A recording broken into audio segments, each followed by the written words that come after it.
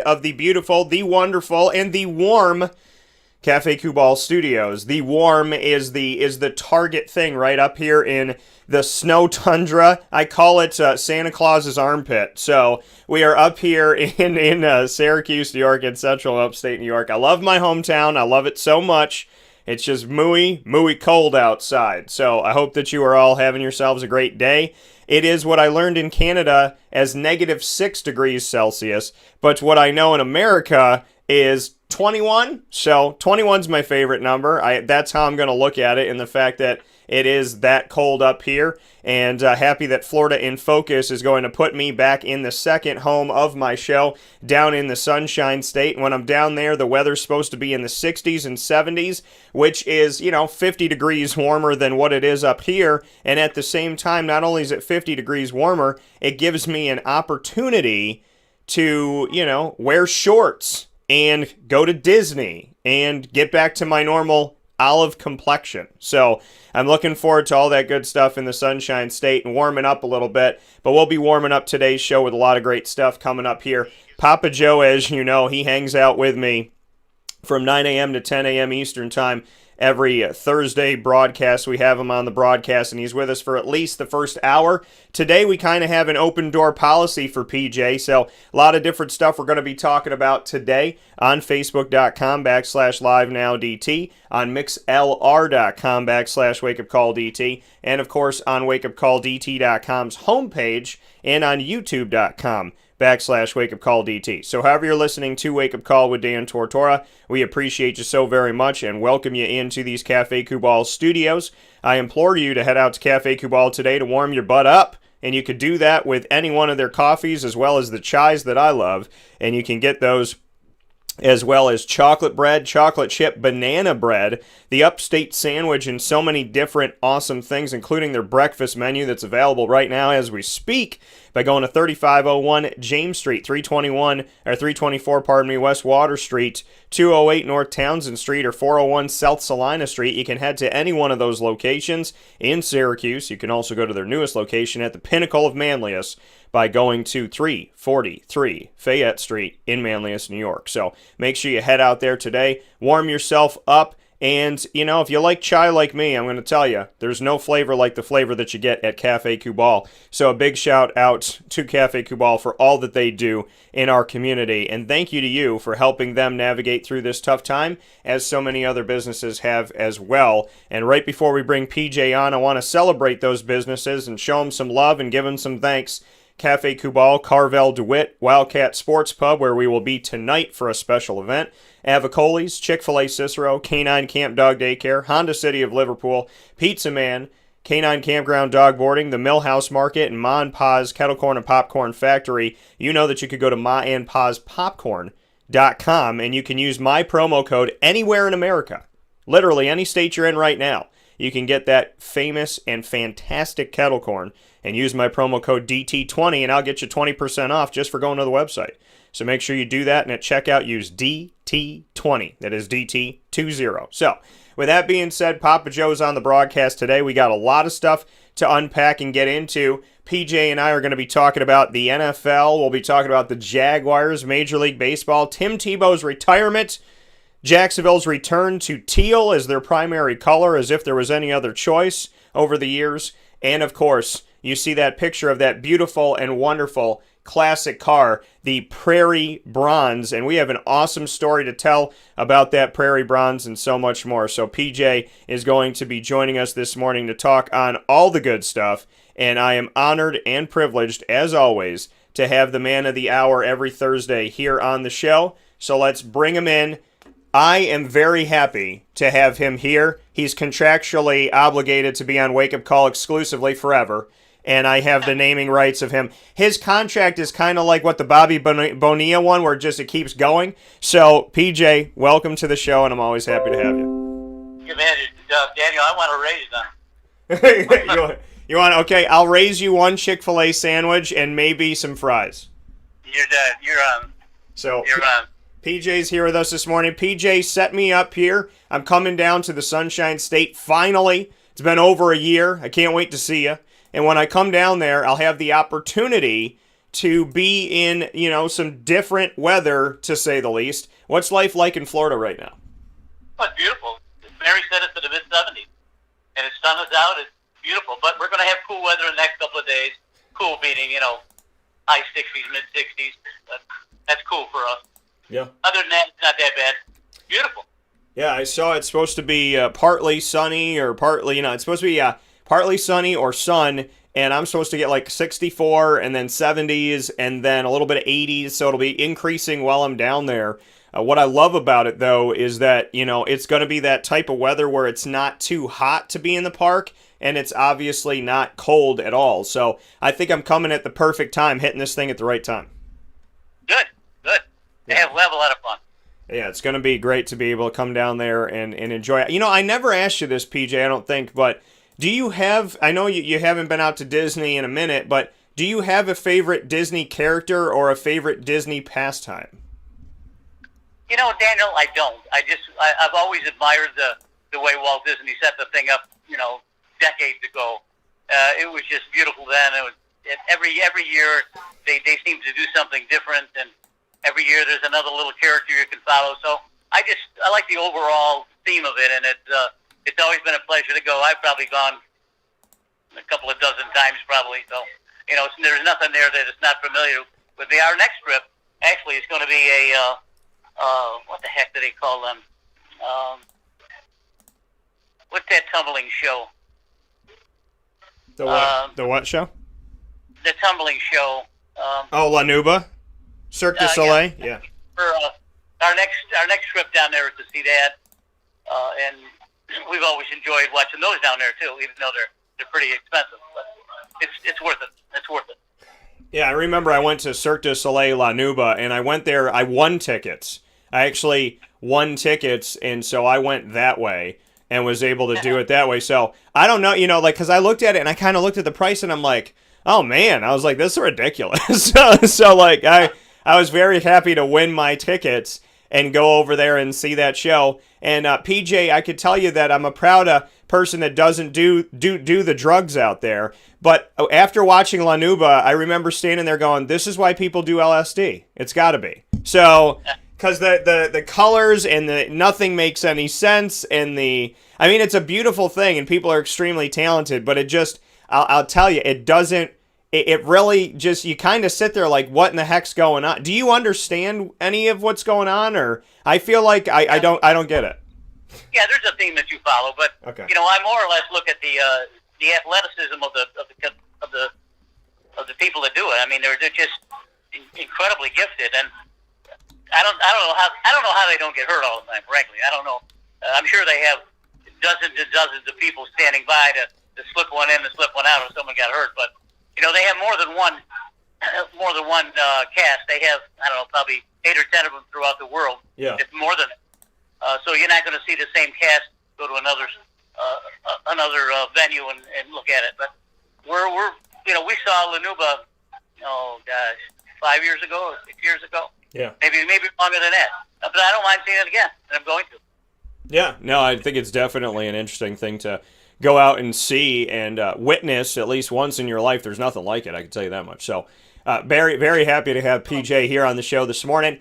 He's from the Sunshine State. The sun is shining in central New York, but it's cold outside. So it's very, very cold. Go out and see. We're happy to be here. Shout out to everybody that's watching and listening. Shout out to another very, very happy to have PJ here on the show this morning. Mr. He's from the Sunshine State. The sun is shining in central New York, but it's cold outside. So it's very, very cold. Saying hey to you, PJ. Shout out to everybody that's watching and listening. Shout out to Greg and Caroline and everybody that's on here. Figure Russell and whatnot. We appreciate you very much. Shout out to you. PJ, tell me before we get into the sports world. Says I love. Tell me something I may not know about my mom. She's saying, "Hey, I want to hear something about my mom. Let's get it today." As always, I appreciate that. Shout out to Greg and Caroline and everybody that's on here. Russell and whatnot. We appreciate you very much. Debbie was always the little girl that followed Donna and my sister and I around.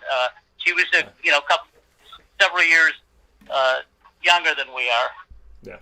And she used to get in our hair all the time. And she used to, oh my God, because we'd have to drag her around. And we're regular sized people, not regular sized people, but we were, growing up people. And here's this little bitty Debbie, one thing that I always remember from her is that Debbie always had a beautiful face. When she was growing up, when she was in high school, and when she was working, and she had a beautiful face, and she still does have a beautiful face. And I think I've been very blessed to be with her when we were growing up, and I could see that her beauty was not going to get hurt by her growing up. She's has a beautiful face, and she's beautiful. Period. She's my Dobby. Yeah, getting some love this morning. Send my love out to my mom, and thank you, Mom, for all that you do.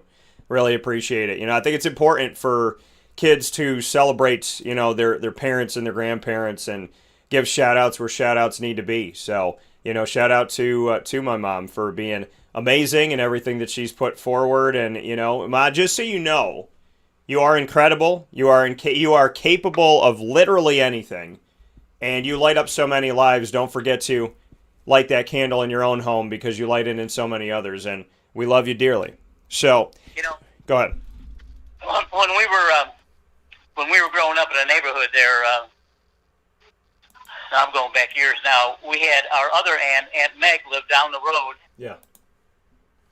And we had that crew there. And it seems like in the summertime, we would always gravitate over to Aunt Marie's house. And several of the neighborhood kids, they all grew up together, and Debbie and my sister and Donna and me, we used to pester the heck out of Aunt Marie trying to get us more food to eat. But it was a lot of fun growing up there. She's years younger than we were.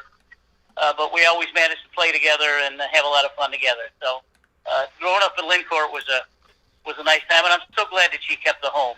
Yeah. And I know she's done some work to it, and it gives me a lot of nostalgia when I think about that place. And I spent many a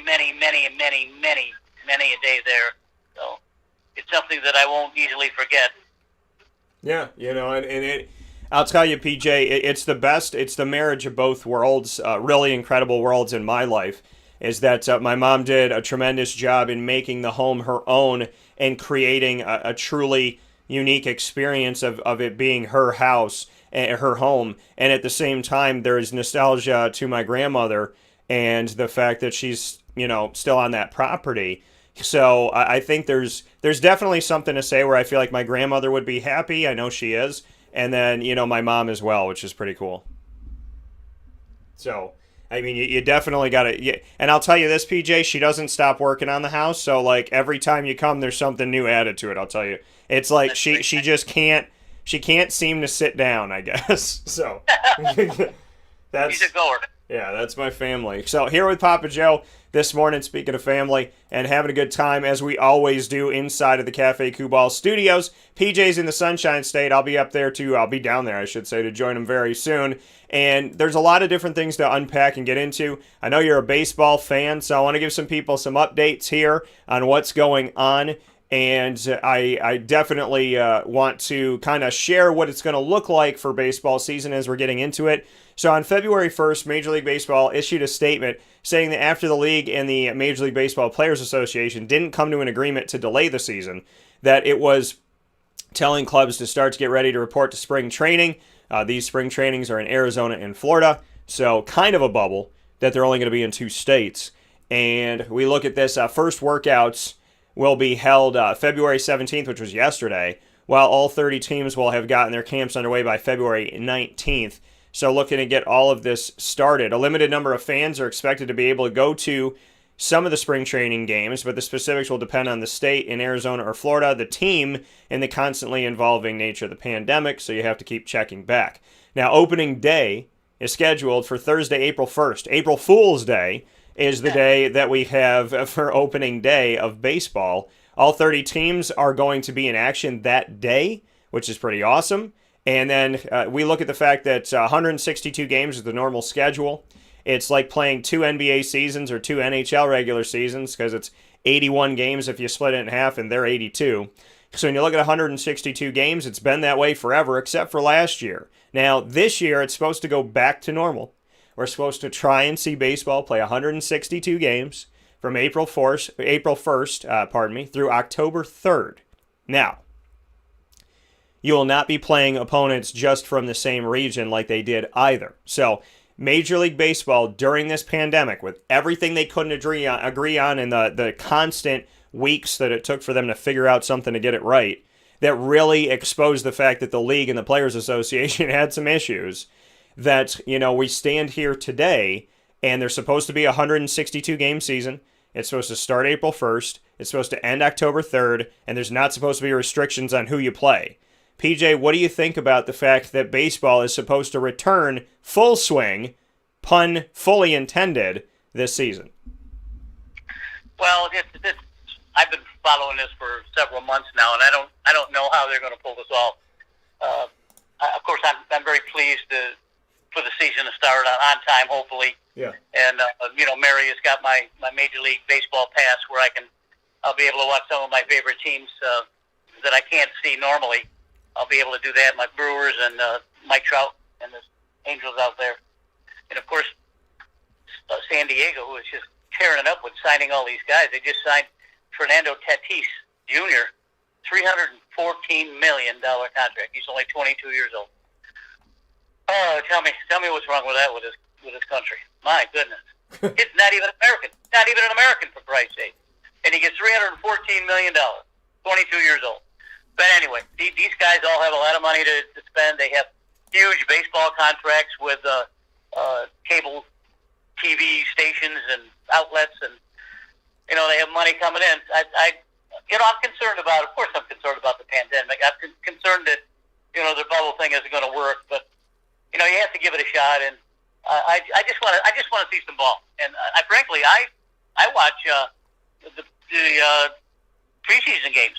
If it's baseball, I'm going to watch it. And my local team, the Flagler College Saints, just started their season last weekend, and I don't know if they're going to have a full season, but there's some restrictions over there too.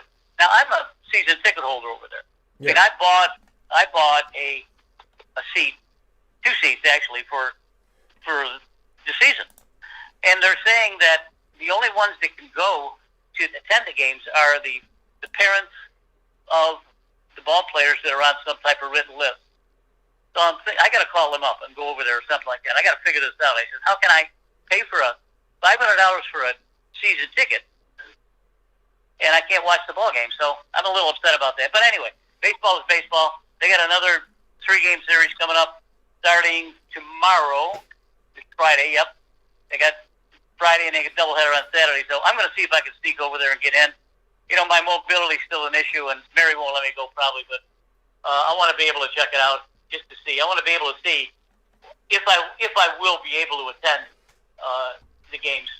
Of course, with a consort, because I won't be able to climb the stairs or anything. I don't know where I'm going to sit. My season tickets are halfway up the bleachers. Yeah. Perfect view of everything. But I don't think I can climb that high. So anyway, there's a lot to be said about baseball season starting. I'm happy for it locally here for the Flagler College Saints. Yeah. And I'm happy for the NFL or the NBA and the National League and American League, and see what guys are picking up. There's been a lot of deals over the winter that you can talk about, but I just don't. I have a very uneasy feeling about how they're going to pull this off. So if you have any input on that, I'd like to hear it. Yeah, I think it's going to be hard. I mean, I think it's going to be difficult. I think going from last season where they essentially, erased like 100 games from the regular season, that they would go right back to it during a pandemic while people are trying to see if the vaccinations even work and, be vaccinated, and trying to, and with travel the way that it is, and Toronto Blue Jays, Toronto Raptors are playing in Tampa right now. And so, it's just it's a very unique situation. What I think is interesting on the big picture is that, unfortunately, and kind of sadly, and in a very distasteful manner, we have seen this pandemic become a political gain thing. And, it's really turned into something gross. And I'm not going to dive into the world of whose side are you on by any stretch of the imagination, but I feel like this pandemic, what's shocked me is sports can play. Sports have proven that if you test right on one side, and I may sound like a broken record to the people that listen every day, but it's true.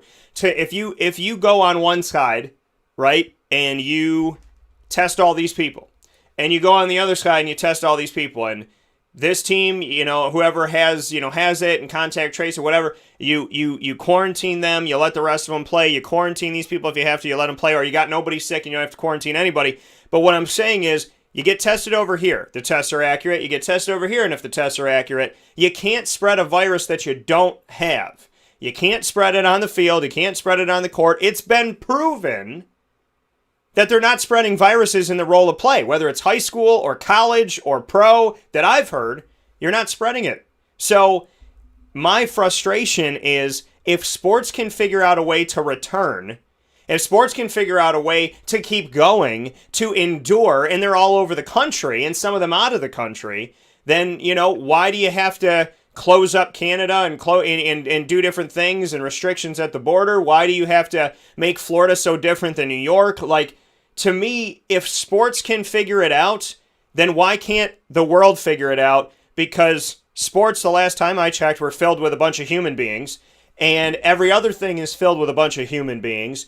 So if sports can figure out a way to have a baseball season and a basketball season and a soccer season and a football season, then why can't we figure out how to reopen our states accordingly, work together, and get back to normal together? Well, it's a good question. You have all these powers to be there to making these decisions on a daily basis, and perhaps they'll come up with something that is usable. But if someone, like you mentioned earlier, if someone is ill with it or contacted it or predisposed to it, and all of a sudden you have a quarantine situation, all of a sudden you put the rest of your team at risk for that.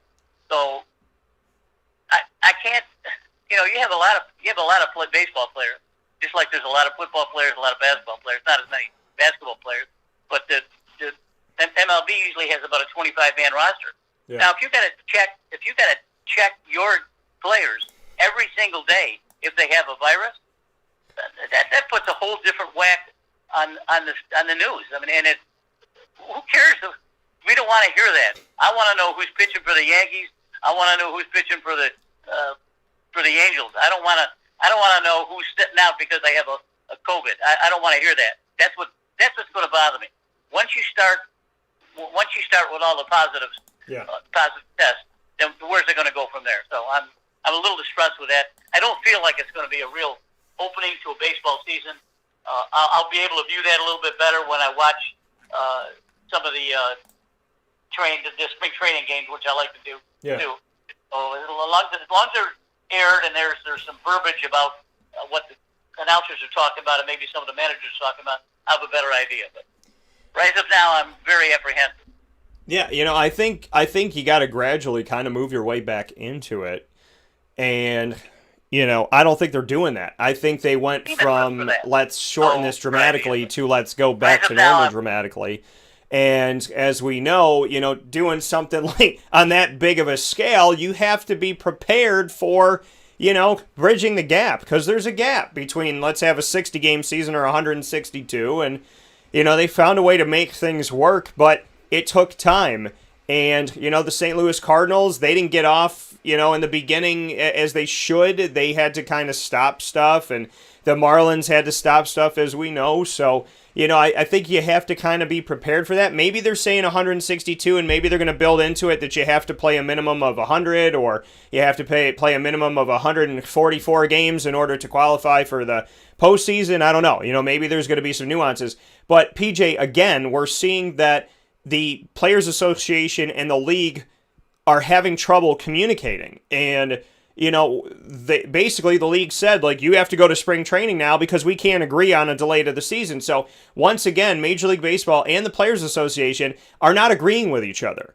What does that say to you, and what does it say to the sport of baseball that, again, for the second year now, and I mean, obviously, I'm sure there was issues before if these continue to persist, but Major League Baseball and their Players Association do not seem to see eye to eye, and they can't seem to agree on things in a timely manner.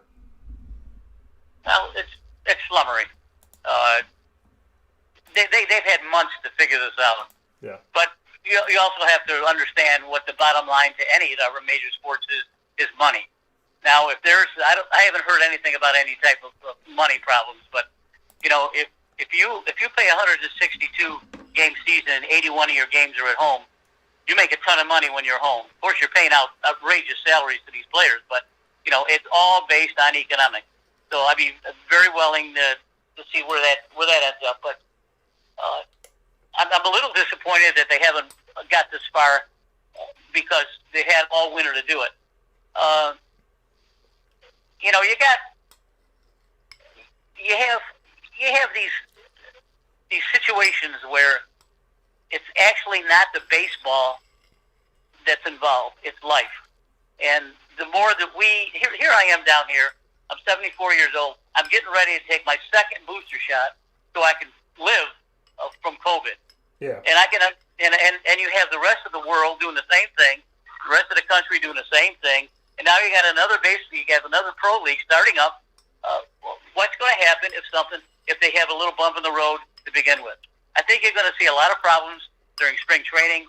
I think you're going to see a lot of testing positive for spring training, and that is going to cause some major problems. Yeah, you know, and I think the fact that, you know, I mean, we have to try and navigate this thing. We're learning as we go. I mean, that's reality. Isn't that life, though? I mean, we learn as we go. I mean, that's how we live. You know, you have to kind of take what you've experienced in your life, and it's supposed to build you and help mold you into a better person, right? You're not supposed to make the same mistakes over and over again, expecting a different result, you know, or doing the same thing like that. You know, you're supposed to learn and elevate yourself. And, you know, I think baseball has to learn a lot from last season, but now they have to elevate. You know, now it's time to move forward. It's time to figure this out. I don't know how they're going to do a 162-game season. I hope that they do. I hope it works out. I really genuinely do. But we know that there's going to be starts and stops. We know that teams are going to have 10 games to make up, 5 games to make up. I mean, you're going to play this big of a season. There's going to be games to make up, and you got to deal with the fact that you might have a Marlins or a Cardinals, you know, that like they had last season where, you know, they played 11 games and everybody else played 20. So, I mean, that is something that could very well happen. They are going to have a way to deal with that. College football tried to find a way to deal with it. The NFL really charged forward outside of a few issues here and there. They really didn't stop too much. They had to change their schedule a few times, but toward the end of the season, it kind of like looked like they had a handle on things, and they didn't have a bubble. So, you know, I think there's something to be said about how successful Major League Soccer, the NBA, the NFL, college football, there's a lot of things that have gone very well. And there's times where it feels like a sham. There's times where it feels people feel cheated. Trevor Lawrence had to sit out 2 games. He's on the field with a mask on. Notre Dame wins, and 10,000 fans storm the field, and they're running by him with no mask on, and he's like, are you kidding me? So, you know, I mean, I think that there's these moments that make you kind of scratch your head, and, you know, Papa Joe, I mean, one of the things is you talk about competitive advantage. Having fans in the stands makes Death Valley, Death Valley. It makes the Dome, the Dome. You know, it makes, you know, every place around the country notable. You know, it makes Madison Square Garden the Garden. You know, the fact of the matter is you have to have that, and you can't supplement that. You know, you can try and pump music in, but, you know, and fan noise and voices in and whatnot, but, you know, you can't take away. I mean, there's nothing for the human factor. You can't duplicate it. You can't. Not even with robots. That'd actually be terrifying. But you can't do that. So I think if we're going to be with states continuing to do things differently, you know, you look at competitive advantage, which kind of becomes very unfair, because if you're down in Florida and Ron DeSantis goes, hey, Marlins, do you, you know, do what you want to do. And the Marlins are like, all right, we're going to have 10,000 people in the stands. And then you come up to play the Yankees, and Cuomo goes, no dice. So, You know what I mean? It's like, that's another thing that has to be talked about in the background is, there's no official word if fans are going to be allowed to be at the games, but if they are, we could see fans at a Marlins game but not at a Yankees game. We could see fans at a Braves game but not at a Padres game. And that's going to provide a giant advantage to whoever has the state that allows fans to be in the game. Yeah, you bring up good points, son. Of course, maybe it's not the best time for me to buy the Major League Baseball package again if it's going to be cut short. But I'm, some of the bigger teams are going to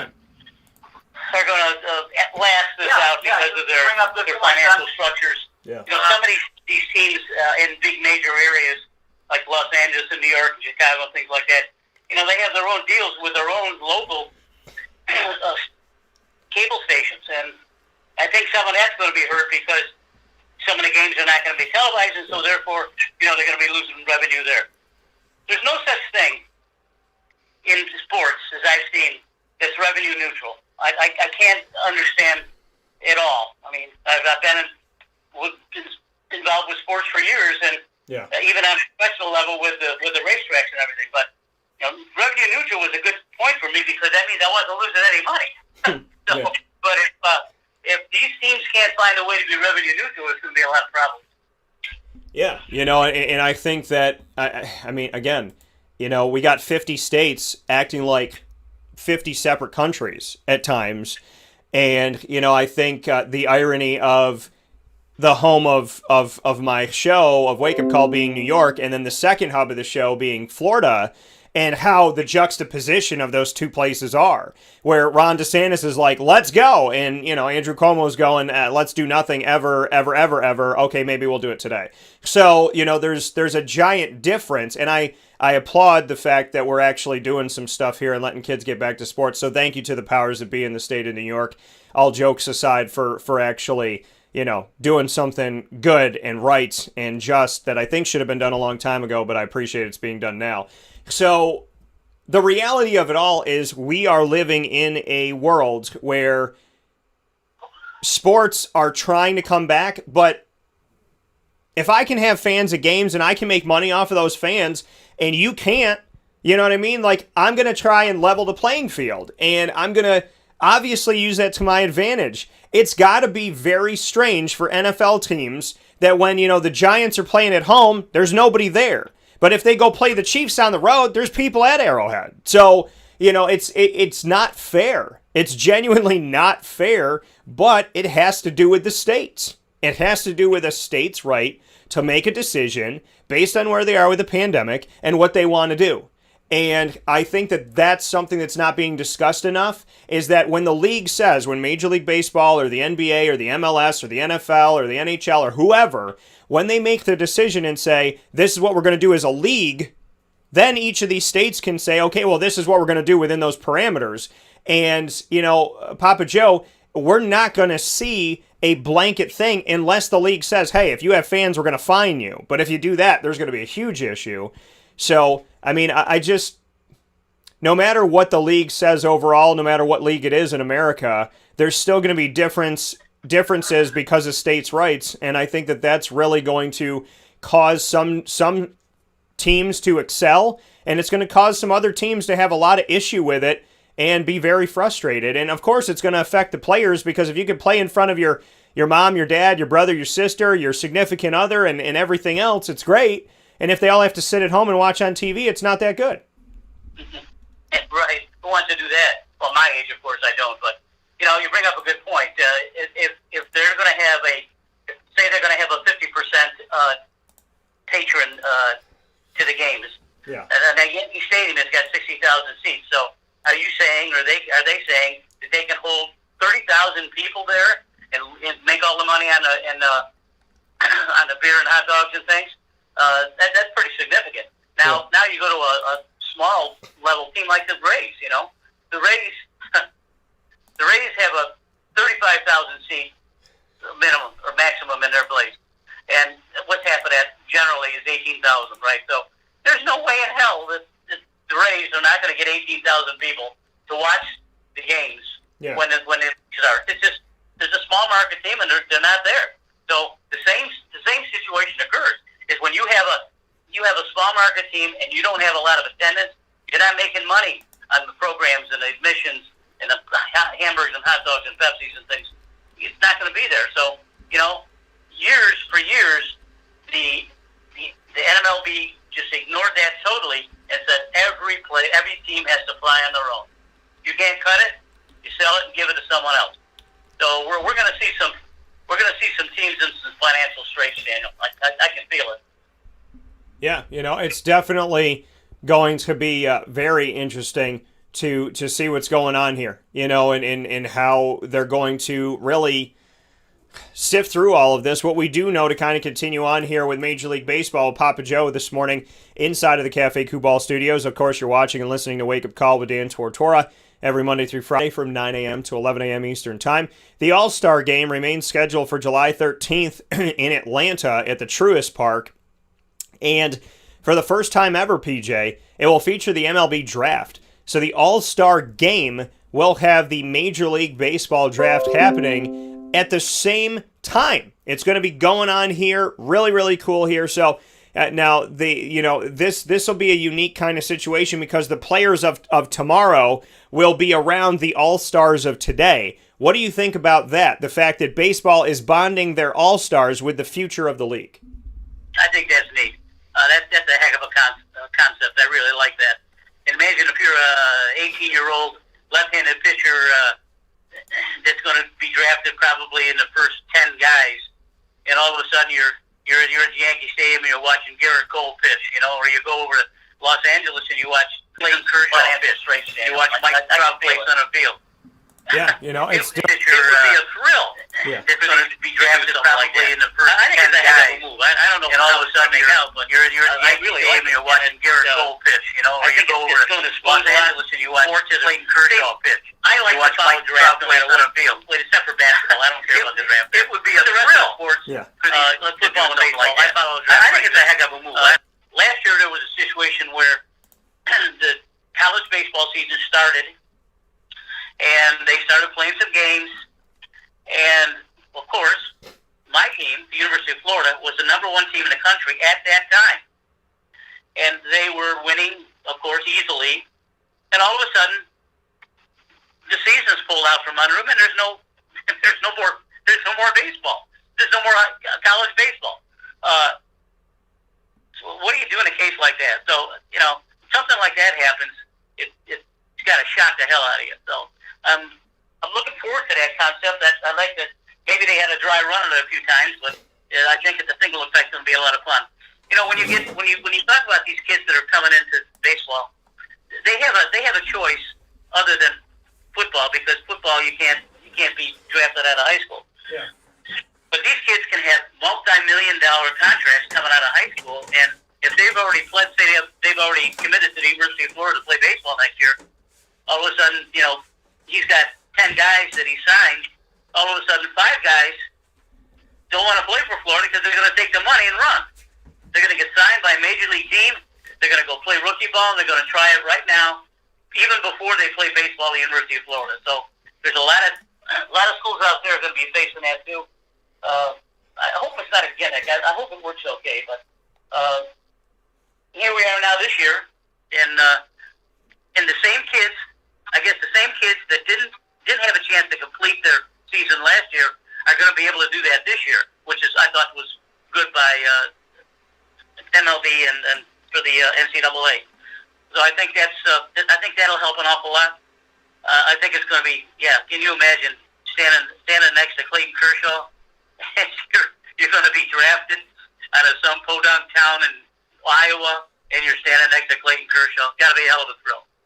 Yeah, and that's the thing is, having the future with the present, having those all-stars with what will be to come, and the future all-stars with each other, I think is a beautiful thing, and I love the concept as well, and I think it's great.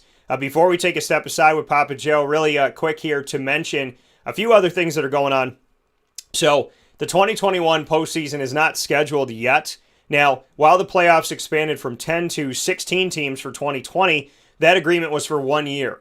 So whether or not the league and the Players Association are going to continue that is still up in the air. Now, if it doesn't happen, the playoffs would revert back to both the AL and NL fields featuring 5 teams with a win-or-go-home wild card game in the beginning. PJ, what are your thoughts on that? Did you like the 16 teams? Do you want to go back to 10? What are your overall thoughts on the MLB postseason and the notion that it could revert back to what it was before last year? The problem with the pro leagues is they open up the playoffs to 1 million guys. I mean, if you're a 500 team in basketball, you're probably going to make the playoffs. Now, you don't need more teams. There's more teams, and you're standing next to Clayton Kershaw. Gotta be more money for the owners. That's what they're doing. And that's the thing. I open up the playoffs to 1 million guys. 10 teams. I mean, if you're go back to the wild card, I want to see the good teams dominate their position in baseball and their league, and their section in, whether they're the well, you know what I mean. I don't like that. I don't like that at all. I'd rather stay with the 10 teams. I think each division has to have a winner. Then they have a couple of wild cards. That's about it. You don't need 1 million teams playing. Yeah.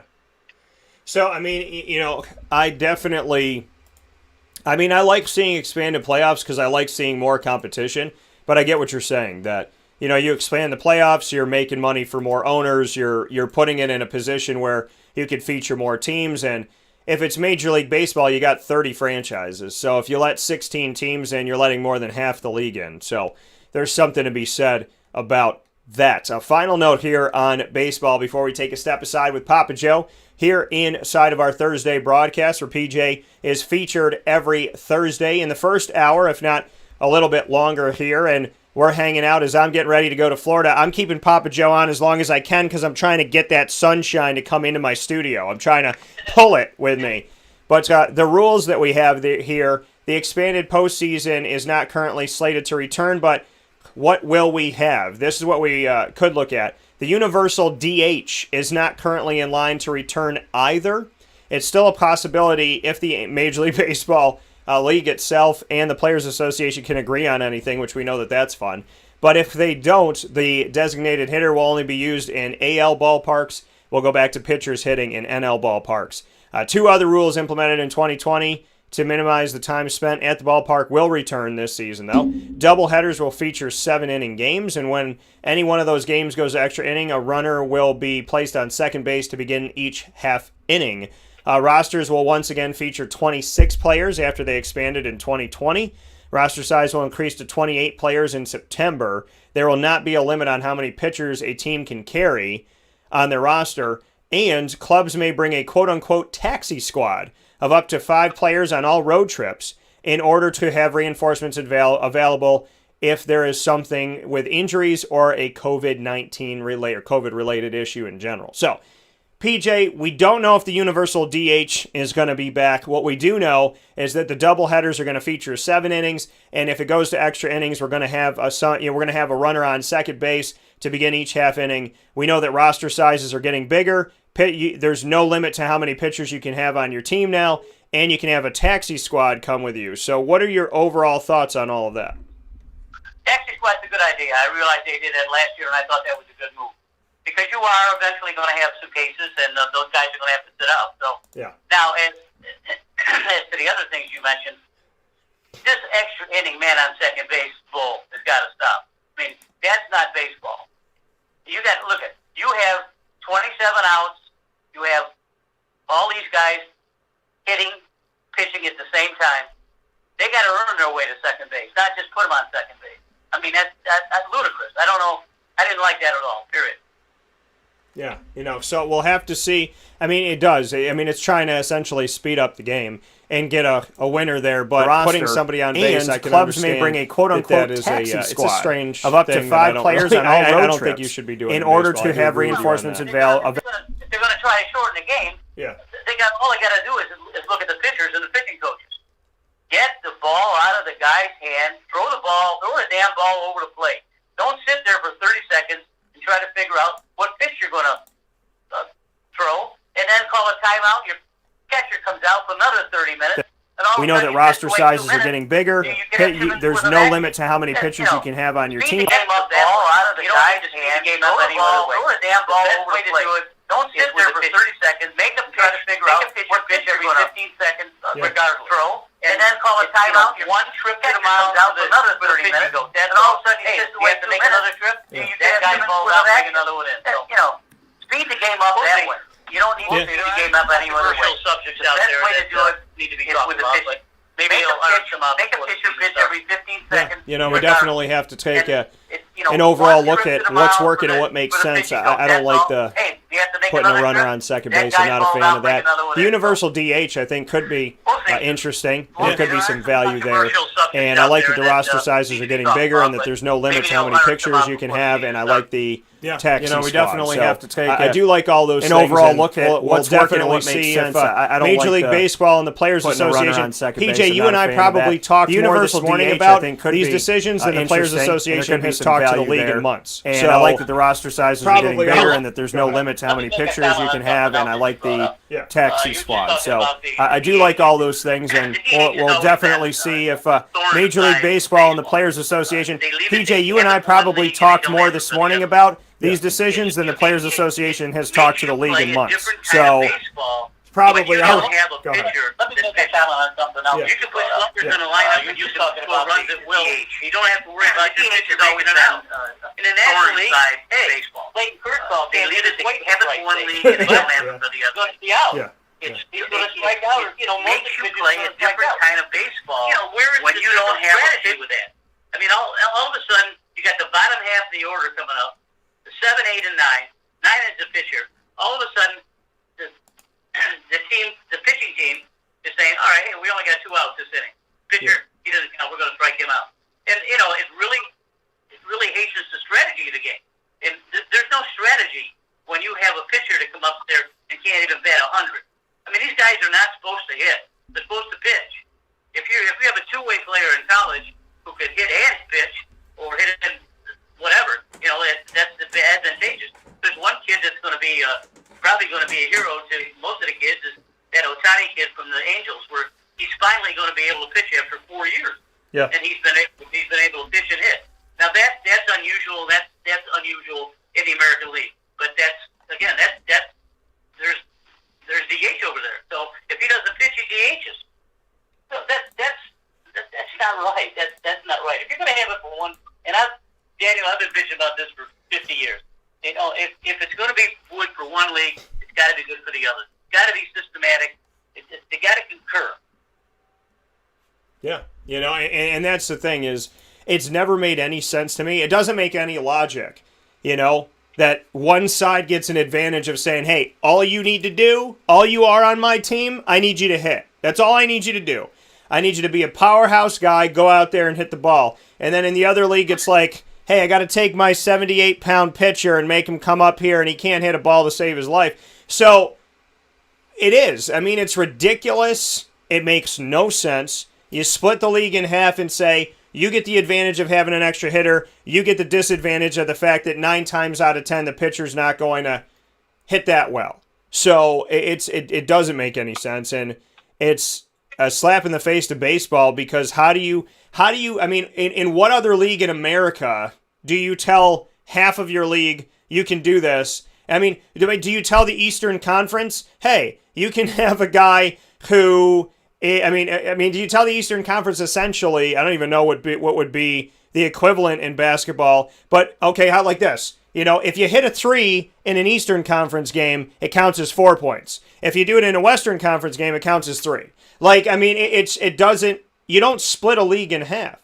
And it's so much of it's apples and oranges. It's a guy who's designated to hit the ball. I mean, exactly what we say. I mean, that's his job and his only job.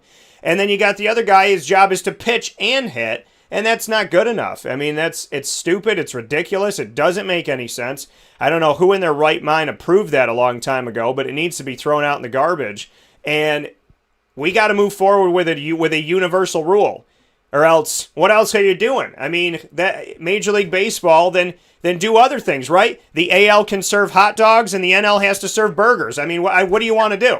So, we'll we'll take a step aside. I mean, Major League Baseball, get it together. So we'll take a step aside for a fast break. When we come back, PJ and I will bridge the gap as we head off into football, but doing that with the Tim Tebow saga. He played football, he played baseball, and after 5 years of playing baseball in the Mets farm system, he has decided to retire. So we'll talk about that and so much more right after this fast break where sports meets life on Wake Up Call with Dan Tortora.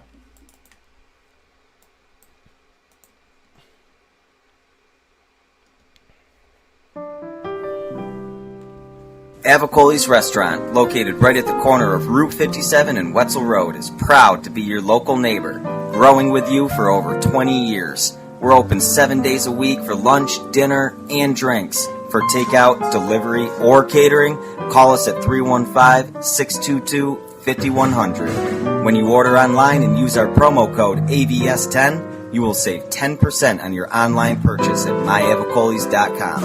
And make sure to join us monthly for our live on-site broadcasts centered around Liverpool athletics. Avicoli's, your local, trusted neighbor right at the corner of Route 57 and Wetzel Road.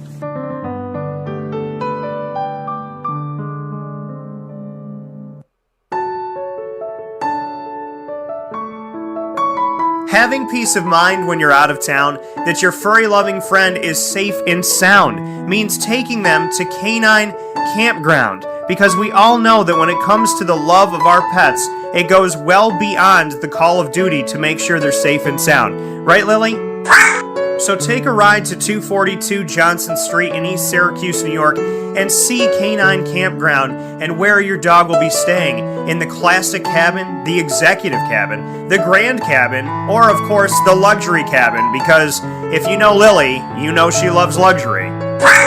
Now you don't have to wait to the last minute to find a family member or a friend that'll take your dog for a few days. Call Canine Campground at 315-299-4013. That's 315-299-4013. Their drop-off and pickup times are Monday through Sunday.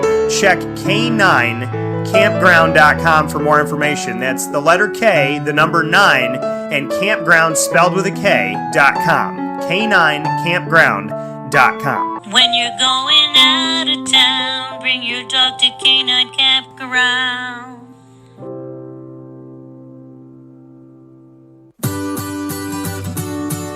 Trapper's Pizza Pub, located on 5950 Butternut Drive in East Syracuse. Right off of Bridge Street is your local community supporter right around the corner. Join us on site at Trapper's Pizza Pub for our live monthly broadcast supporting Central New York student athletes and their sports programs. Call 315-438-4444 for more information. And find us on Facebook and Instagram at Trapper's Pizza Pub. Trapper's Pizza Pub, your local community supporter right around the corner.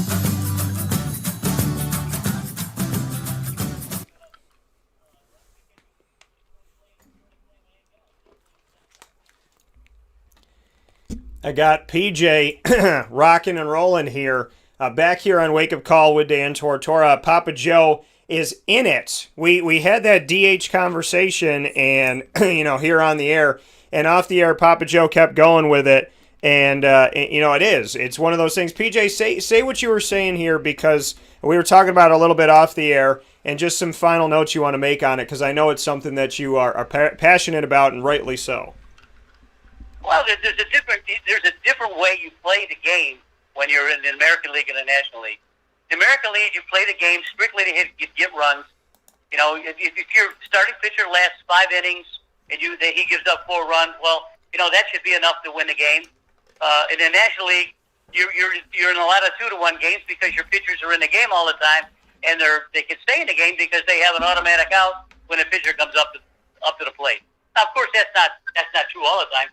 Some pitchers can hit very well. Actually, some pitchers can hit home runs. But you're not there. Garrett Cole is not there, or Clayton Kershaw, these guys are not there to hit homers. They're there to win ball games. Pitchers win ball games. Pitching and defense, Dan, just like any other sport, wins ball games. I love the National League just for that. Hey, rocking and rolling here. Back here on Wake Up Call with Dan Tortora. Papa, these guys are not there. You hit tags up on on fly balls. You know, the American League, you sit back and you power the ball. You know, it's boring baseball. Instead of having a lot of 3-2 games, you wind up having 10-8 games, which is fine for the fan. If the fan wants to see home runs, then the American League ballpark is your staple. If you want to see a well-pitched game, then you go to the National League. I mean, I'm controversial with this, but I agree with what I'm saying, or I wouldn't be saying it.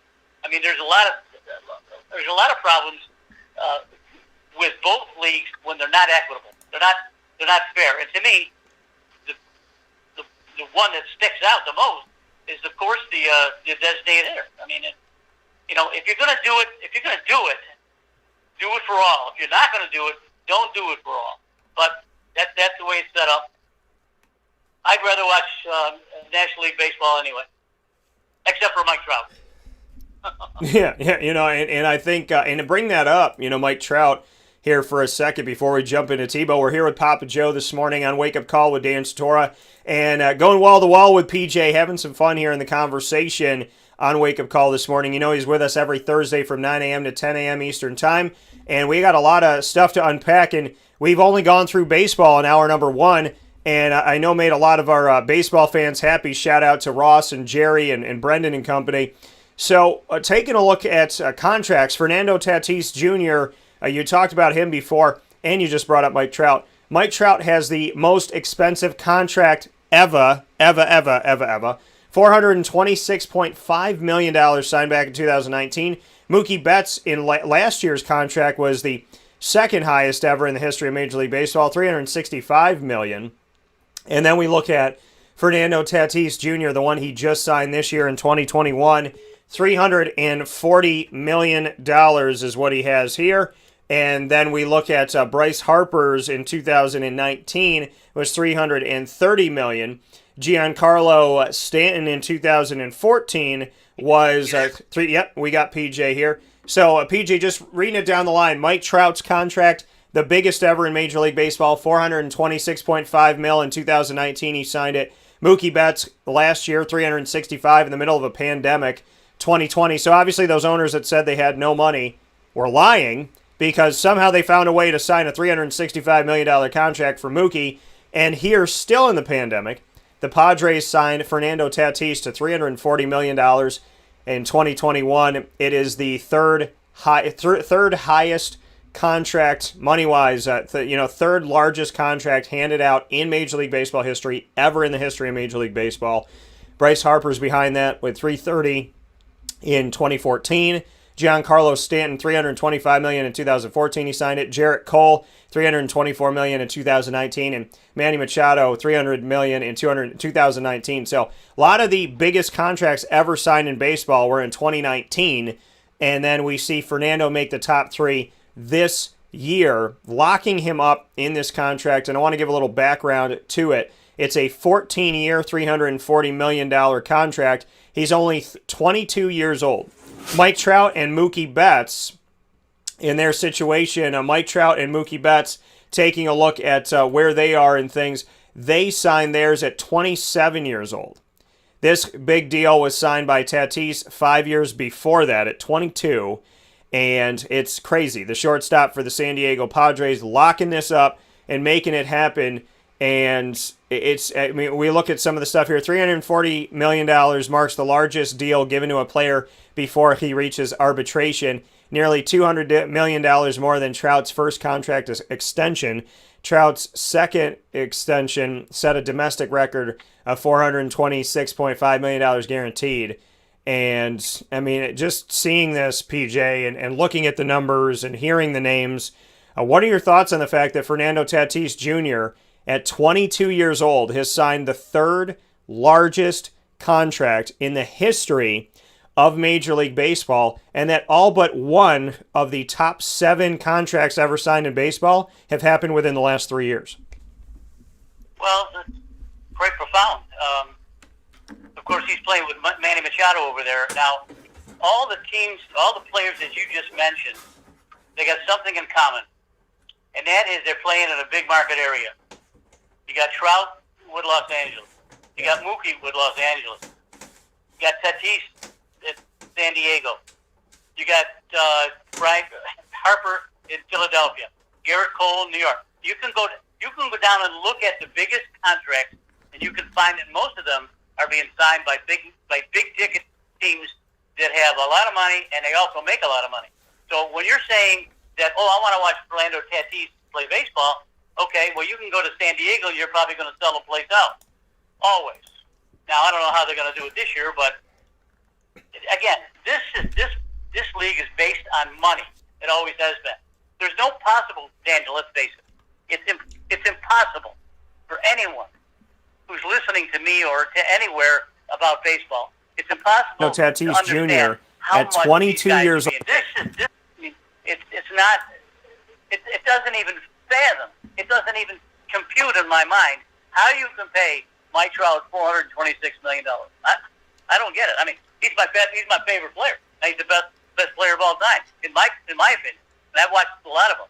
But you can't ignore the big ticket teams that are paying these big ticket dollars for big ticket players. I mean, that's just the way it is. I mean, you got the Yankees.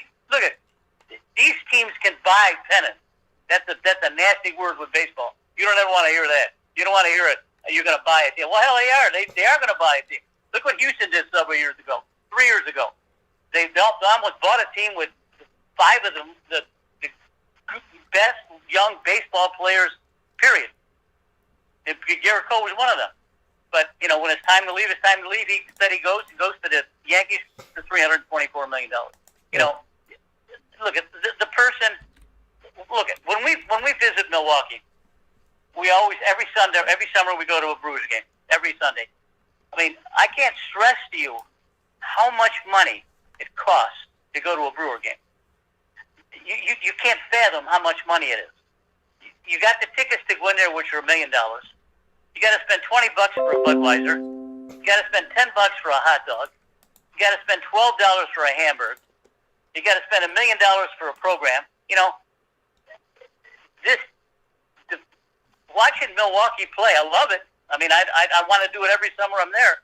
I mean, I want to do it, and I'm going to be able to do it this year with my Major League Baseball purchase. Yeah. But man, look at you got a family of 4. I mean, you got the Yankees, the Brewers play baseball. These teams every summer I'm there. I mean, I want to do it, and I'm going to be able to do it this year with my Major League Baseball purchase. Yeah. But man, that is before. I mean, look, you got a family of 4. But you know what I'm talking about. I mean, it's going to cost several. The Brewers play baseball, $100 once a summer. They have make the kids happy. Family of 4 with ice cream and a candy, and it's going to cost them $1,000. Whatever, whatever. And the kids don't care about the baseball game. It's an event. They want to go see the Brewers. But I mean, it's going to cost several. It doesn't look like. $100. I don't know if I'm going to be up my Brewers this summer. I don't know if I'll be able to help candy and the travel and the. Yeah. Whatever. No, whatever. And the kids don't care about the baseball game. The family has to die in it. You want to go see the Brewers play. When we do this, we have over 20 people that come. It doesn't look like. I don't know if I'm going to be up my Brewers this summer. We just have a great time. All my nieces and nephews and brother-in-laws and sister-in-laws. It's an absolute riot. But damn, is it expensive. Yeah, and that's the thing, but it's got to be expensive so they can pay for Fernando Tatis. I mean, that's how it's got to be. The Brewers are going to be paying for Christian Yelich forever, too. And he's as good a baseball player as there is right now. Yeah, I mean, these contracts are absolutely, positively astronomical, but, these are the ones that, I mean, they do it, and again, that's why the owners can't be crying poverty when, the pandemic hit, and it's like, how are we going to go on? I think you guys will find a way. If you're paying out these $340, $426 or 65, whatever it may be, $1 million, I think you can figure out a way to get it done and to move forward. And keeping with baseball, kind of moving into football, because he bridges the gap. Tim Tebow, who I got to meet a couple times, got to speak with, met him down at Florida when I was there at working on ESPN the weekend, and also and shout out to my guy Mark Ferreira for helping to make that possible. And then, having the opportunity to meet him again when I was covering the Jets at SUNY Cortland. What is your thought on Tim Tebow making the decision to retire from Major League Baseball after 5 years in the Mets farm system And secondly to that, now that he's retired from baseball, can he now go back and hang out with Urban Meyer with the Jaguars? Yeah, I guess so. Tim Tebow is a polarizing kind of figure when it comes to his play. Yeah. I think he's probably waited a year too long to retire. He was an excellent pandemic baseball hit, player. and it's like, how are we going to go on? I think you guys will find a way. If you're paying, His team played our St. Augustine team. He's a sensational ball player, but you can't sit out the game like that. Play football and try to play professional football, and then 10 years later try to come back and play baseball. It ain't going to work. And this guy's physically fit too. Imagine if he wasn't physically fit, he'd be striking about more than half the time. Yeah. So Tim Tebow is a hero down here. He's got so many good things that he does. I'm sure he's going to team up with Urban to do something with the Jaguars. He's going to be a heck of a correspondent on the sidelines for football. He's going to be a good analyst. He can do anything. The kid's a Christian. I mean, I can't say enough about Tim Tebow. And when I saw him as actually he played football for Nice High School as a freshman, and we saw pictures of him, and he was a scrawny guy. Now he's a beast. He's a man. But it goes to prove to show you that just because he built himself up, he can be stronger doesn't mean he's a better ball player. And he could not. His hand-eye coordination was not near as good as it was when he was younger, and that's just part of aging. If you don't play this game, you're not going to win it either. So Tim Tebow is the epitome of a super person. He does everything. He's got so many clubs that he talks in front, and he's got so many foundations that he's fronted. I mean, the guy never has to worry about money at all, but he's going to be hired no matter what he does. He's an exceptional young man, and anytime you get a chance to hear him now, because he's a little bit more proficient than he was when he was a kid. But he's everything. He's everything. Let's put it this way: he's everything a mama's daughter would hope for. Let me put it that way. Yeah, and he put out some information here. Well, I want to share some things with you. I mean, for those who don't know, he was a minor leaguer with the New York Mets for 5 years. 2007 Heisman Trophy winner. Came back to baseball 9 years after winning the Heisman Trophy. In 2016, was encouraged by Sandy Alderson, the current team president and former general manager of the New York Mets. And Tebow, who also works for ESPN's SEC Network as a football analyst, he played in 77 games at the highest minor league level of AAA, played in 77 games in 2019, batting .163 with 4 home runs. He finished his career with a .223 average over 287 games.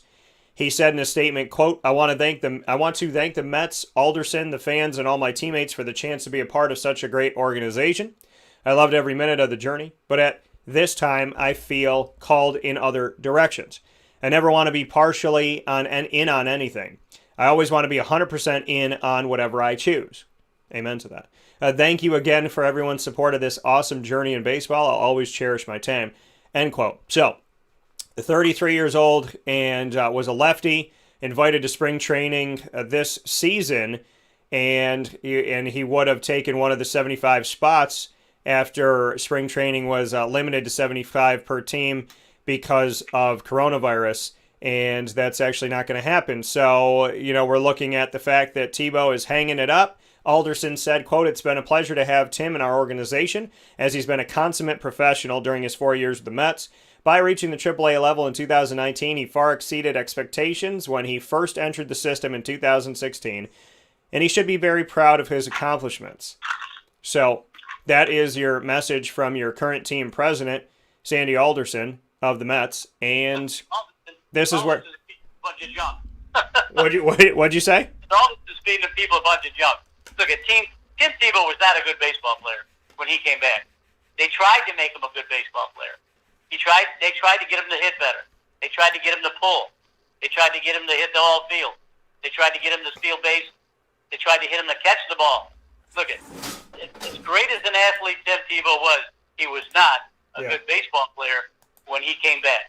And I don't want any of the fans to read into that. I mean, he's an exceptional human being. I love him to death. But he was not a good baseball player. You got to look at what you got to be able to strap it up when you play for Double-A and Single-A because you're a hit from being in the major leagues. Very, very, very close. And he could not perform at that level. You can't perform. There's a term that we always use, is the Mendoza line. Yeah. You can't hit around the Mendoza line and expect to make the major league. For those of you that don't understand what the Mendoza line is, the Mendoza line was a shortstop that played, I think, for the Cubs for years ago. He never could bat 200. So they just nicknamed him the Mendoza line. Whoever can't hit 200 can't hit the Mendoza line, and that's you hear that forever. And frankly, Tim had a problem staying just a little bit above the Mendoza line, and he needed to exceed that. Yeah. I mean, he's for all he's done and what he's done on the football field with Florida. You can't imagine watching a better college football player, but he was not a good baseball player. Yeah, and I mean, and again, I mean, it's kind of like, Michael Jordan when maybe Tim Tebow was better baseball than Michael was baseball, but it's one of those things where he tried it, he got to get up in to the AAA ranks, and and he did what a lot of people probably thought he couldn't do. So, I applaud him for it. I applaud him for his effort, his positivity, his enthusiasm. He came through Binghamton because, he had to start there with the Mets organization and whatnot. So I give him a lot of credit, and I think it's great to see him do what he does. I appreciate and I applaud chasing your dreams, and I'm happy that he did it. And now I want him to go work with my Jaguars and make them better, because him in a locker room is a game changer. So we'll take a step aside for a fast break for a second here. PJ and I are going to come back. And speaking of them Jaguars, they're going back to their primary color of teal, which begs the question, why weren't they doing that always? So the Jacksonville Jaguars have made some tremendously terrible decisions in the last decade. They finally made a good one.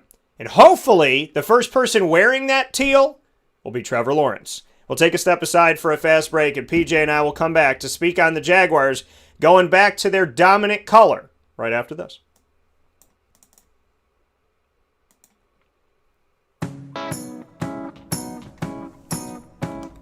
In these unique times, there are those in our community that give us a sense of normalcy and positivity. Pizza Man on 50 Oswego Street in Baldwinsville has been here for you for over 35 years and is here now. Call 315-638-1234 or order online at pizzamanbville.com to bring those familiar tastes into your home. And remember to come see our monthly on-site broadcasts centered around the community and our Baldwinsville beats. Pizza Man in Baldwinsville. Any way you slice it, they are always here for you.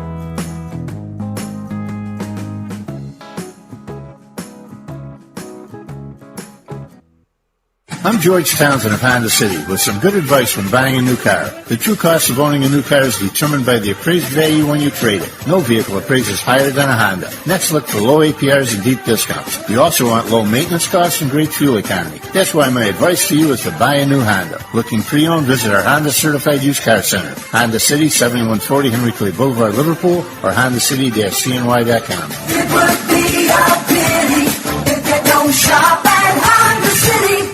This is Jimmer Sikowski, owner-operator of Chick-fil-A Cicero, 7916 Brewerton Road in Cicero, right in front of the Home Depot. I had a deep feeling that God wanted me to do something bigger with my life and to help people, help others. I kept putting Chick-fil-A in my life, and I realized as I was going through the franchise selection process that positively impacting the lives of others was really core to what we do here at Chick-fil-A.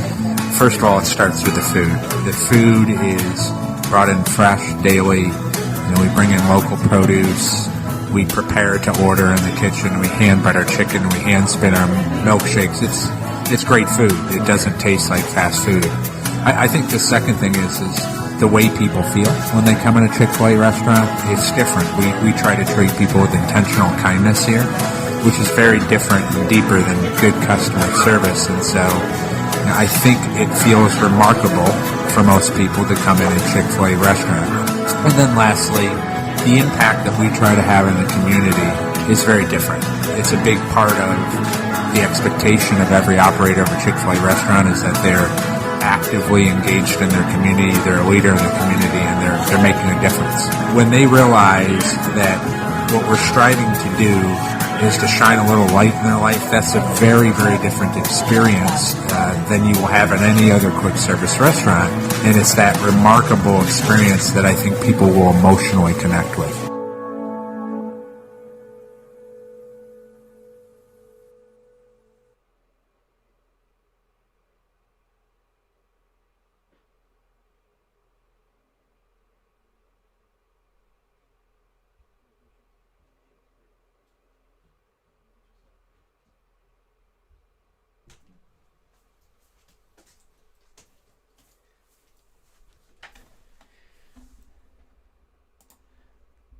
Welcome back here to Wake Up Call with Dan Tortora on wakeupcalldt.com, your one-stop sports shop, and on mixlr.com/wakeupcalldt. Hanging out here inside of the Cafe Kubal studios, where sports truly meets that thing called life, and I am more than honored and pleased to be here with the man they call Papa Joe, or the man I call Papa Joe, I should say. PJ hanging out with us. The Go-So, the grand old smooth one as well, as he's called. So, got to show him some love with that. Got to give him the Go-So. So, we definitely appreciate him being here with us. Want to shout out Joey, Mary T, and Marissa.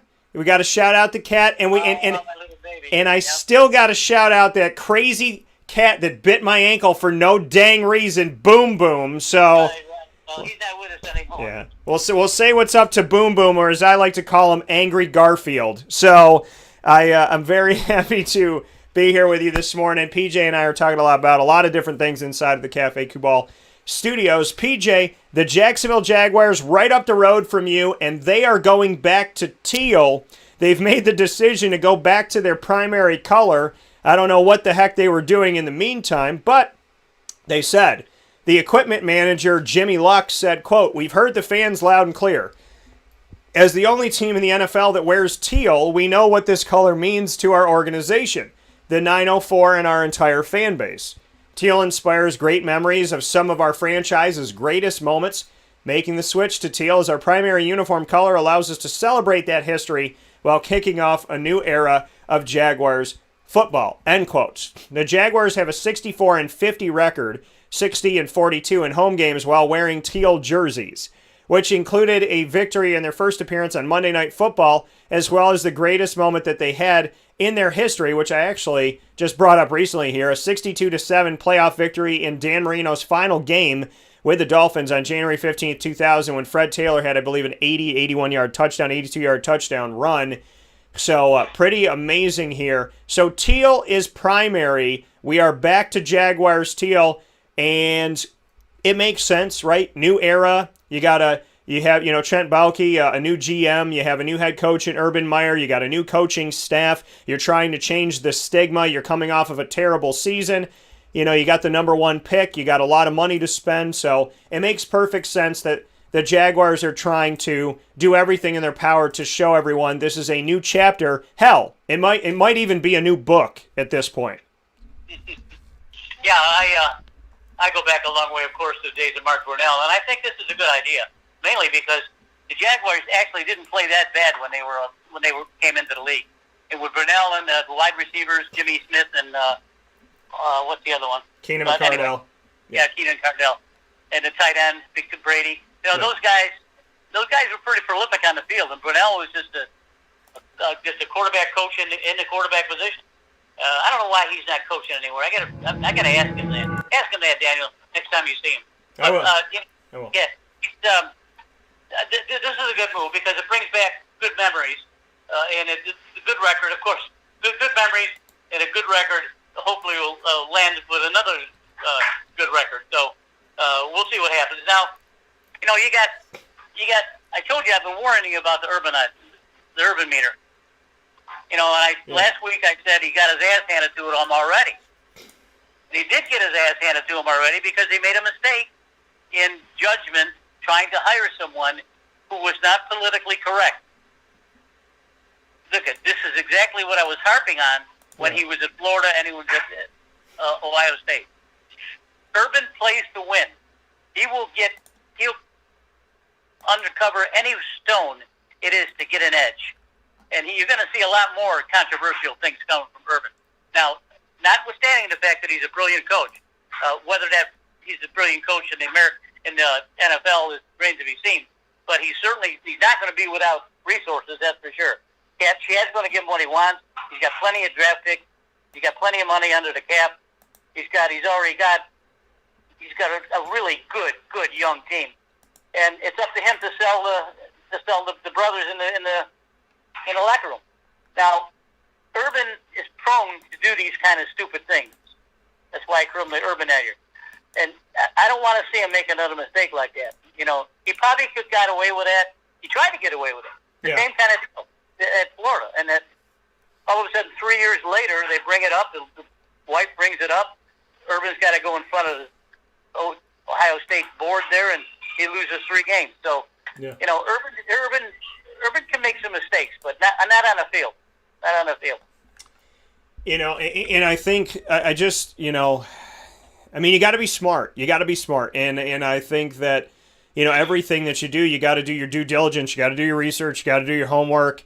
You know, nothing's foolproof, right? But you gotta be as smart as you can about what you're doing and the decisions that you're making, especially with a team that needs only positive publicity after going 1-15. And so Greg said, good points, PJ. I love that he calls you PJ, right? PJ with the echo. I love it. Smart as you Somebody can about else what use you're the doing echo. and the It's not decisions that you're PJ, making. it's PJ. Especially So with a team I that love it. needs Greg said worked positive his way up publicity to after going Binghamton here in 1-15. that promotion. And so talking Greg about Tim said, Tebow. good points, hit a home PJ, run on his first I love that at-bat he for the calls you Binghamton PJ, Rumble PJ with the Ponies. echo. Yeah, I one love of the it. weirdest Somebody names, else two use of the the weirdest echo. names I've It's ever not seen in any PJ, sport. it's PJ, The Binghamton So, Stud Muffins. I love it. Which Greg became said the worked his way Binghamton up to Rumble Binghamton Ponies. here in that And I'm promotion. like, what? Talking about Tim Tebow. Who was, hit a you home know, run on maybe his hitting the first hookah at-bat a little for the bit too Binghamton much, Rumble or Ponies. having some scotch, one of the you know, on a weirdest Tuesday names, at 11 two of the a.m. weirdest names to I've come ever up with seen in the any Stud sport. Muffins The and the Binghamton Rumble Ponies. Stud Muffins, PJ, you know, which I know became Scotch the Binghamton might Rumble make you go Ponies. crazy. And They I'm say like, tequila what? makes their clothes You come know, off, who but was Rumble you Ponies know, and maybe Stud hitting the Muffins? What do hookah you a think little about bit too those much, names? or having some scotch, you know, on a Tuesday at 11 a.m. to come up with the Stud Muffins and the Rumble Ponies. PJ, you know, I know Scotch might make you go crazy. They say tequila makes their clothes come off, but Rumble Ponies and Stud Muffins, what do you think about those Jumbo names? Shrimp run around the damn field. I have no idea where they came. You know, I get this fun for the giant shrimp. The Jumbo Shrimp. The Jumbo Shrimp. What does that have to do with single A, double A, and triple A? You know, goes to the Cretan that was Jumbo Shrimp run around the damn field, for Christ's sake. The money you know, I get this fun for the now. If you're the Los Angeles Dodgers and you have your own television contract, these guys don't make a lot of money. You have these sold out every one. You can afford to have triple A. And it, you know, goes to the reasons that I would to draft players, nurture them, and hopefully get them to the money that these teams make. You know how expensive it is to run a franchise. You have your own television contract, and you have international sold out every one. You can afford to have leagues. You know, it's farm system that will continue. And it's draft players, but you know, the teams that we talk about, the ones that the high dollar teams that are into the high market, how expensive it is to run a franchise. Those are the ones that can afford it in the International League or I got a really tough question for in you. the minor leagues. You know, That question is, would you rather have Jameis Winston? Would you rather be a wide receiver on a team with Jameis Winston as your quarterback, those are the ones that can afford it. or would you rather play for the really Jacksonville tough question for Jumbo you. Shrimp? That question is, My man Jameis. would you rather have Now, Jameis let me Winston? tell Would you you what. rather be If I'm a wide receiver playing for on a Jameis, team with Jameis I Winston don't wanna as your play wide receiver quarterback, with Jameis, or because that means that I'm gonna would have you to make a rather tackle play for somewhere. the Jacksonville Jumbo Shrimp? No, So are you a jumbo shrimp or are you playing wide receiver? What are you doing? You got to pick one. If I'm a wide receiver playing for Jameis, I don't want to play wide receiver with Jameis because that means that I'm going to have to make a tackle somewhere. I just don't know where that's going to happen. I assume. So are you a jumbo shrimp or are you playing wide receiver? What are you doing? You got to pick one. Well, I got to see where Jameis winds up. I mean, somebody was in my thoughts this morning. the guys, I still want to see them do well. I think on the where they don't have a friggin' brain in their head, Daniel. I assume they got to be able to win. Get some information coming out of New Orleans pretty soon, but. It really says something to me, though. We'll see where Jameis winds up. I mean, when you made a statement that I don't think anybody has maybe. I can't say anybody, but I would venture to say that you made a statement that you don't hear a lot, which was you would rather be a jumbo shrimp than play with Jameis Winston. And you know what? Let's be real about it. You should want to be crab legs if you play with Jameis Winston. Right.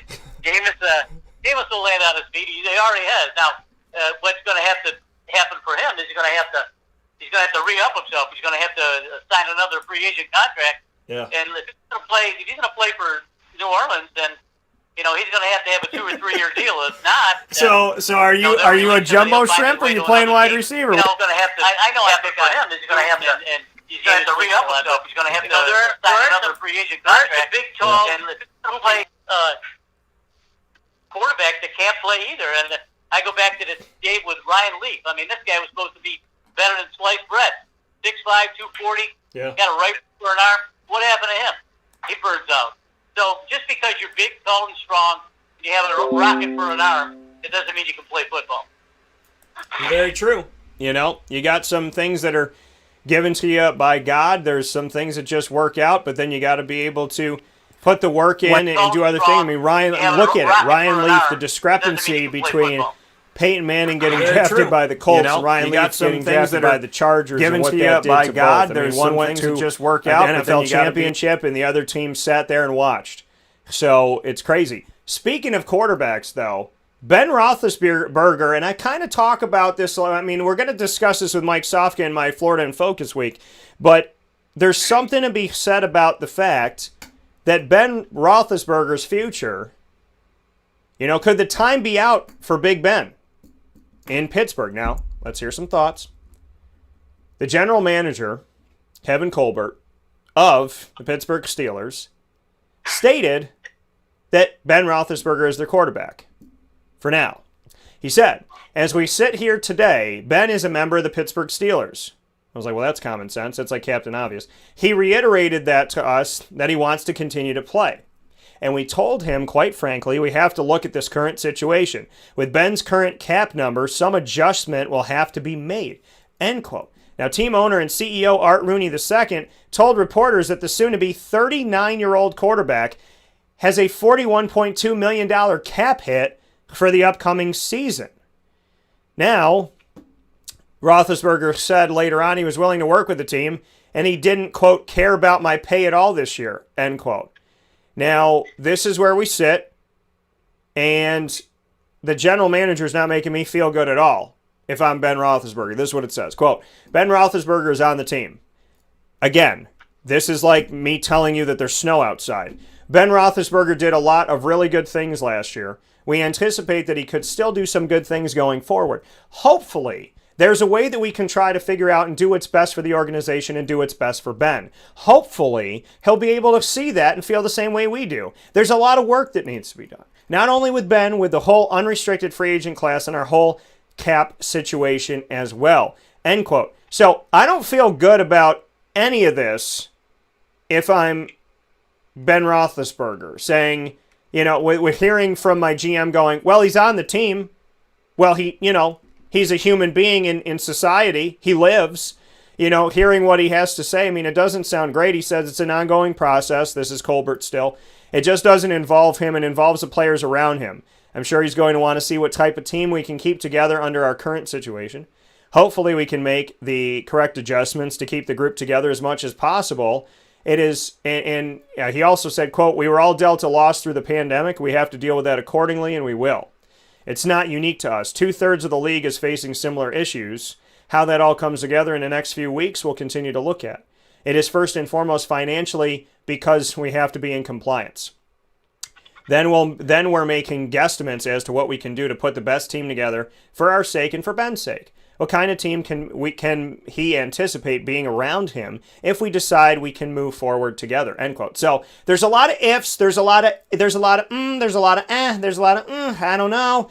it doesn't sound like they're going, Ben's our quarterback and we love the guy. It sounds like they're saying, Ben's our quarterback for now, and let's see what happens. So I don't feel good about this at all, PJ.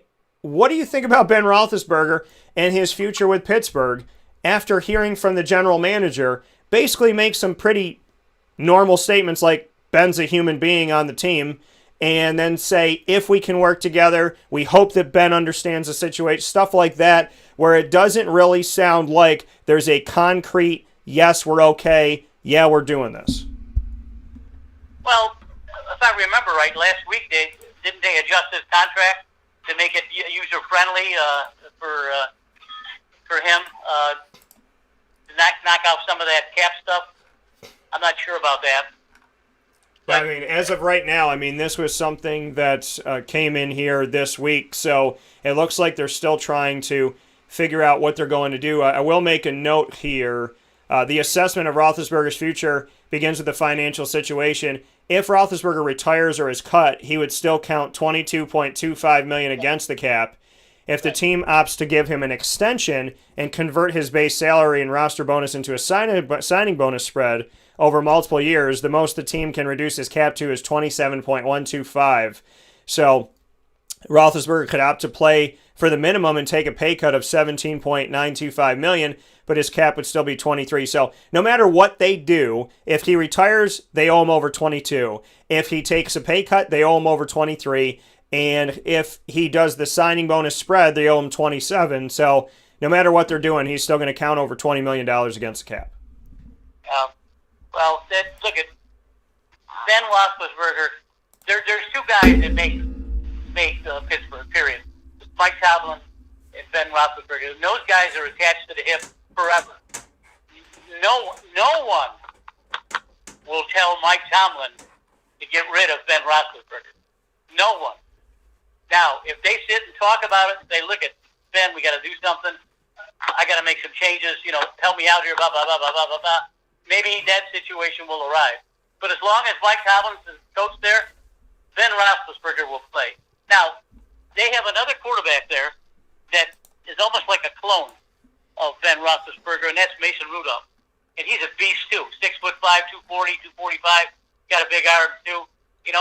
If they're looking to ease this kid in and maybe get a little bit more PT for him, that's okay. But I think if Roethlisberger is healthy and he's got a good mind on his shoulder, which he does, then Mike Tomlin will play him. But no one will tell Mike Tomlin to get rid of Ben Roethlisberger. I think, and the issue I think that arises is, you talk about the fact that, okay, well, they have Mason Rudolph, right? And they have, his talent on the team, but he has also been a big issue. And they haven't been able to really do much with him. And so that's kind of been the thing. I find something interesting really here, though. Dwayne Haskins, your thoughts on this? Dwayne Haskins has been brought on to the Pittsburgh Steelers, and he was a former high draft pick of Washington just a couple of seasons ago. It didn't work out.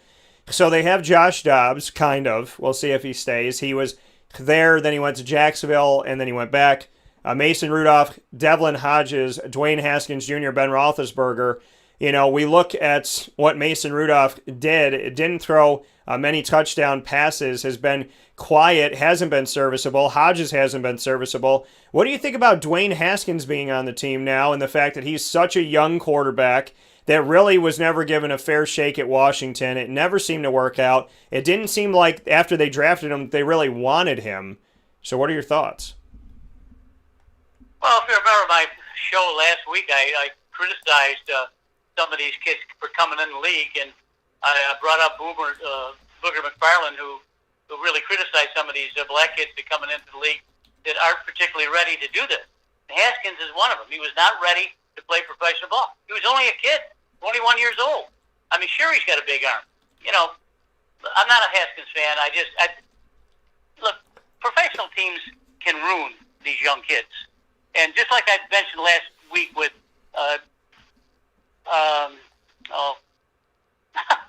the same guy I couldn't think of last time. Yeah. The guy who was playing quarterback for them.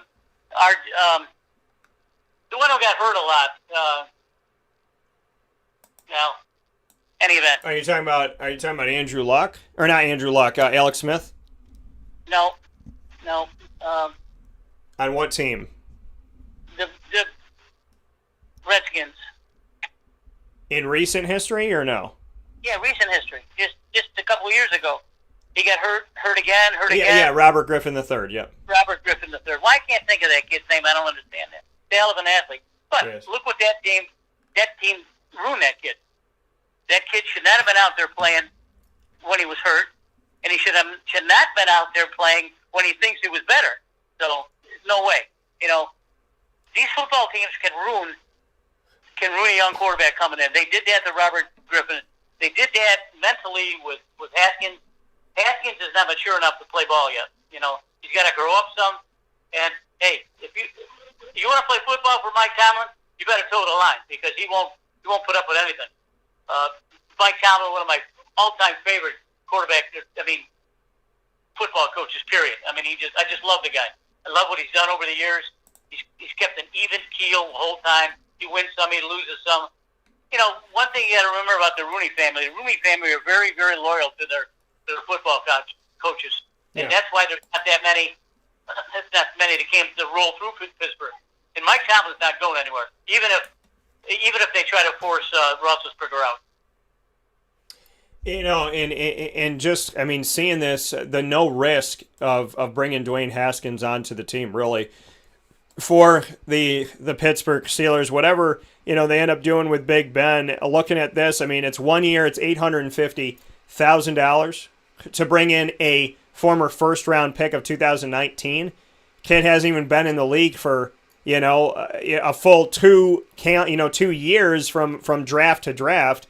And so, we look at this, and this is insane. $850,000, no guarantees. He's still got money due to him from Washington. There's no risk. He goes to a reserve futures contract with the Pittsburgh Steelers. This barely cost them anything to get a first-round quarterback, which is pretty crazy to see how far it's fallen with Dwayne Haskins, and hopefully he can get focused. Hopefully he can get out there and do it. But again, PJ, this was another sign of looking at college football and really digging into it.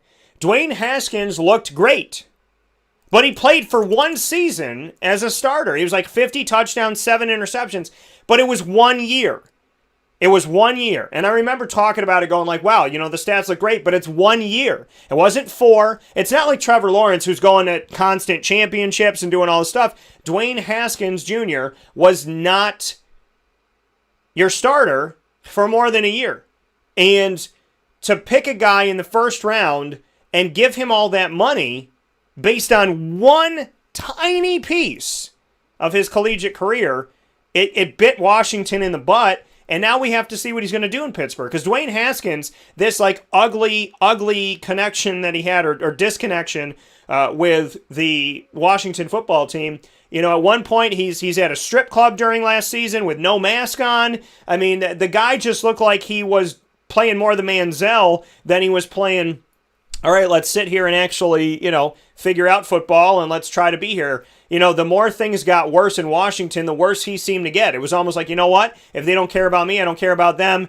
And that's where you have to get intelligent. That's where you have to really break down and say, okay, I'm not auditioning for Washington. I'm auditioning for 32 NFL franchises, and I'm auditioning for the Arena League. I'm auditioning for the Canadian Football League. Like, everybody's watching me be an idiot right now, and they're watching me handle adversity in a really bad way. This team doesn't want me, so I'm just going to go out and act like a fool. You can't do that. Now Pittsburgh takes no risk, but Papa Joe, does this go back to a telltale sign of Washington that they shouldn't have drafted a quarterback based on the merits of what he did for 1 single year? Oh, I don't know. I think Robert Griffin probably would have been okay if he was healthy. As you know from all my speakings, I don't adhere to these guys running around, these quarterbacks running around and trying to pick up yards and things. I can't see it. The field is littered with people like R.J. Griffin who can't play anymore because they were thrown into situations where they couldn't excel. Yeah. You can't do that to these kids. I mean, Lamar Jackson, maybe he's one in 100 guy, lifetime guy. He gets hurt. The little Murray kid got hurt. You know, you just can't do it. I mean, there's too much at stake here to win, notwithstanding the health of the kid that you're playing. You just can't do that. Washington has been miserable from the get-go. I can't stand them. Can't stand what they look for. Can't stand what they've done for the quarterbacks on that team. Yeah. They need to start all over again. They need to get rid of Dan Snyder. That's what they need to do. Now, if that happens, fine. I don't have an extra $2 billion that I could throw down on Dan, but I'd like to do that if I had it. Yeah, you know, and so I mean, I think Dwayne Haskins. I want it to work out. I want his career to be good, and I hope everything does. I want to bring this up, keeping with football, because this dude is just I like him. I think he's an interesting cat. I love how he dresses. I love his hats that he has. He always wears really, really nice hats and is dressed very well when I'm doing an interview with him in the locker room, and that's Josh Lambo, the kicker of the Jaguars. I want to read to you his Twitter profile bio. Eater of food, listener of music, explorer of things. Oh, and I kick oblong, air-filled leather sacks while wearing tight pants for the Jacksonville Jaguars. That's his intro. What do you think about that? I have no idea. I'm not familiar with it at all, man. I just know the kid can kick the hell out of the ball. I don't care whatever just don't screw with anything else. Just keep kicking the ball.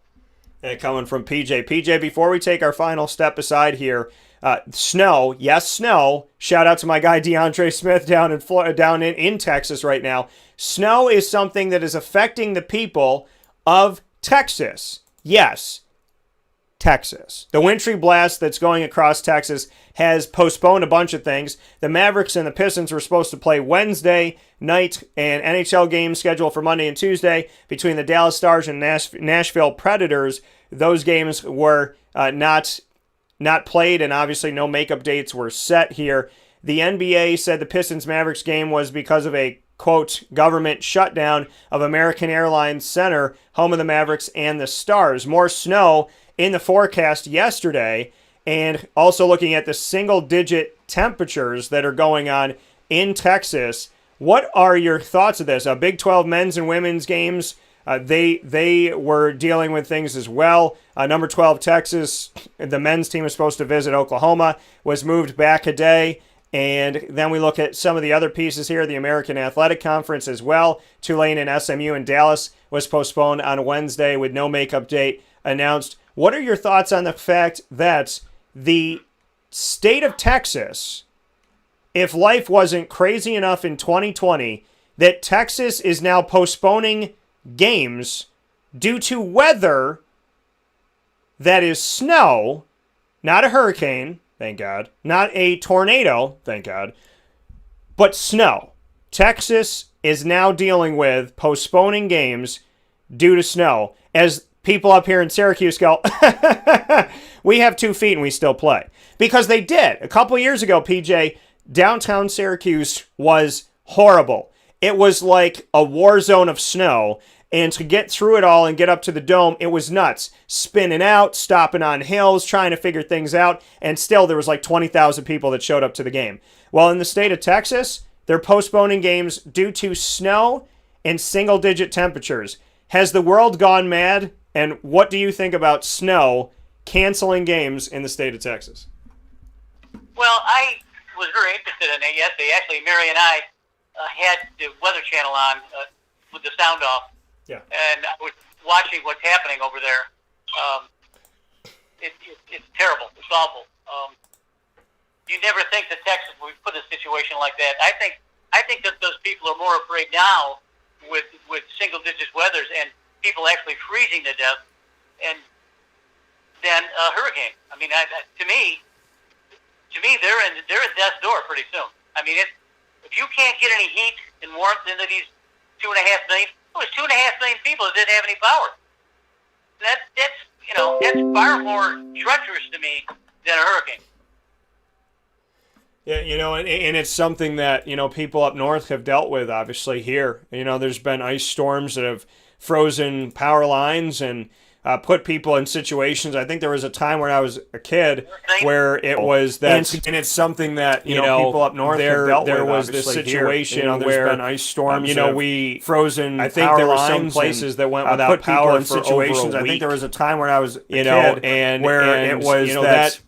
It was insane. I mean, the temperatures we had, the ice that we had, and finding out that there was I think there no were some power places that went to without some power places for in over the north, a like week. the Adirondacks, like up, past Syracuse, that did not have power. It was insane. I mean, for the a week and a half. the ice that we I don't had, even know and what you do in those situations. How no you power do that? I mean, we've had to an some extremely. places I know in the north, listen, like the Adirondacks. I was like born up, and raised in Syracuse. past Syracuse, that did not here have too, power PJ, and for you know how cold it week gets and a up here. half. And I can tell you that in 35 years of my existence, I know that there's been cold times and there's been colder winters. I was born and I raised feel like in this is like in the Syracuse. top three. It's been consistently cold up here. You know how cold it gets up here. And it's I been can tell bitter. you that in 35 years of my existence, I mean, the sun's I out, know thank that there's God, been cold but it's times been and there's very, been colder very cold. winters. It's like but I 21 feel like this degrees, is but like it in the feels top like three. negative 10. It's been so, consistently cold up here. It's just something that I Consistently, pray and it's for been the homeless. bitter. I pray and that I think everybody that's the gets thing. a home. I mean, the sun's out, I pray thank that God, but it's somehow, been some way, very cold. God's healing It's like hand 21 degrees, but it feels like negative 10.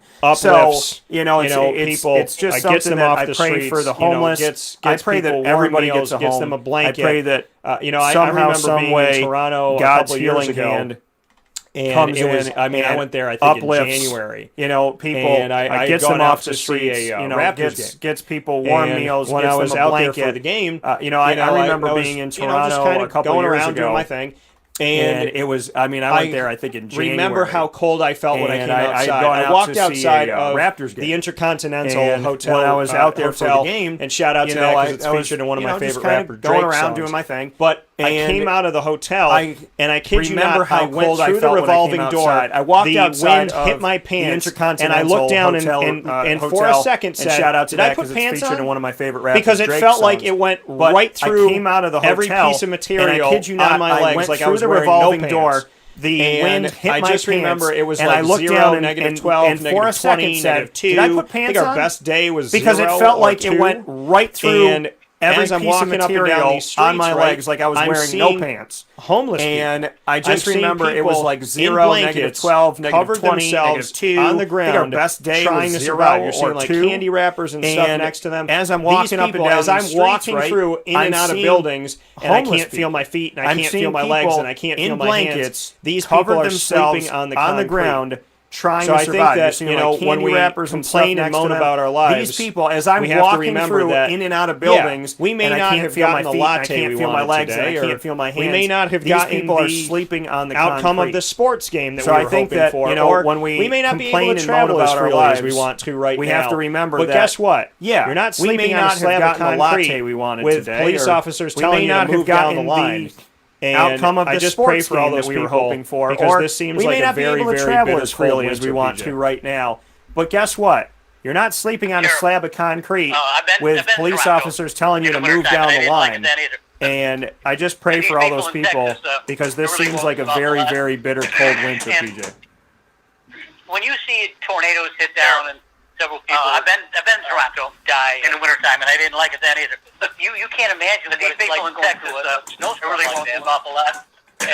And actually people dying because it's too cold. When you see tornadoes hit down and several people die, enough of that.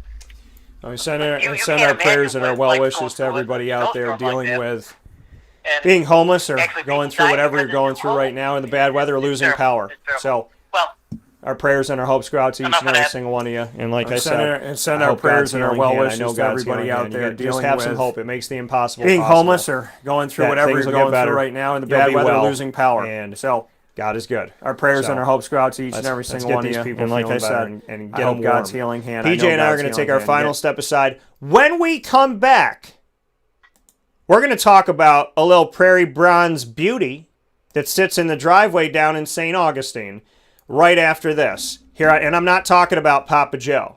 So we'll talk about that in just a second here on Wake Up Call with Dan Tortora. We will be talking about classic cars and the art of the deal right after this fast break where sports truly meets that thing called life.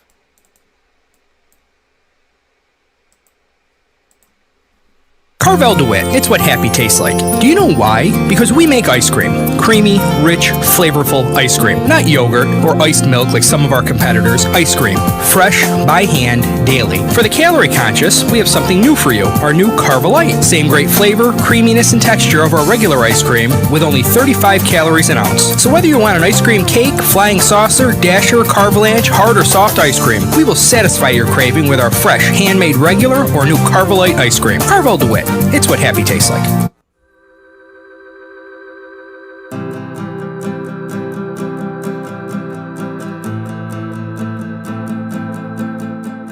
Cafe Kubal offers same-day local delivery of our products, offering no delivery charge for Onondaga County.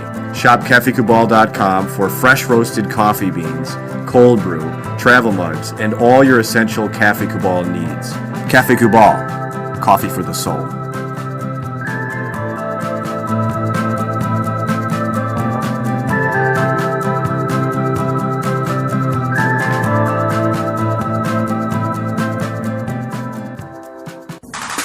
The Wildcat Sports Pub in Camillus, New York is located on 3680 Milton Avenue in the Home Depot Plaza. It is your family-friendly sports bar and restaurant. Folks, some sports bars aren't family-friendly. Some family-friendly restaurants are not sports bars. The Wildcat Sports Pub in Camillus, New York is proud to be both.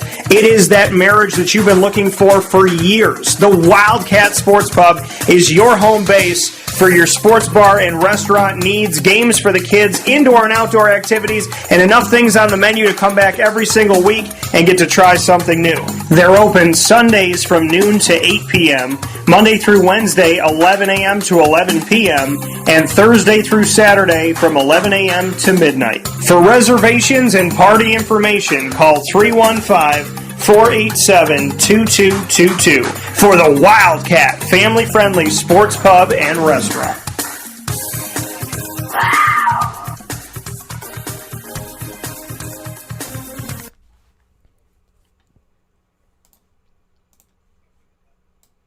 Welcome back here to Wake Up Call with Dan Tortora on wakeupcalldt.com, your one-stop sports shop, and on mixlr.com/wakeupcalldt, as well as on facebook.com/livenowdt, and on youtube.com/wakeupcalldt. PJ, instead of the first hour, joined us for the whole show today. We appreciate him so very much for doing that.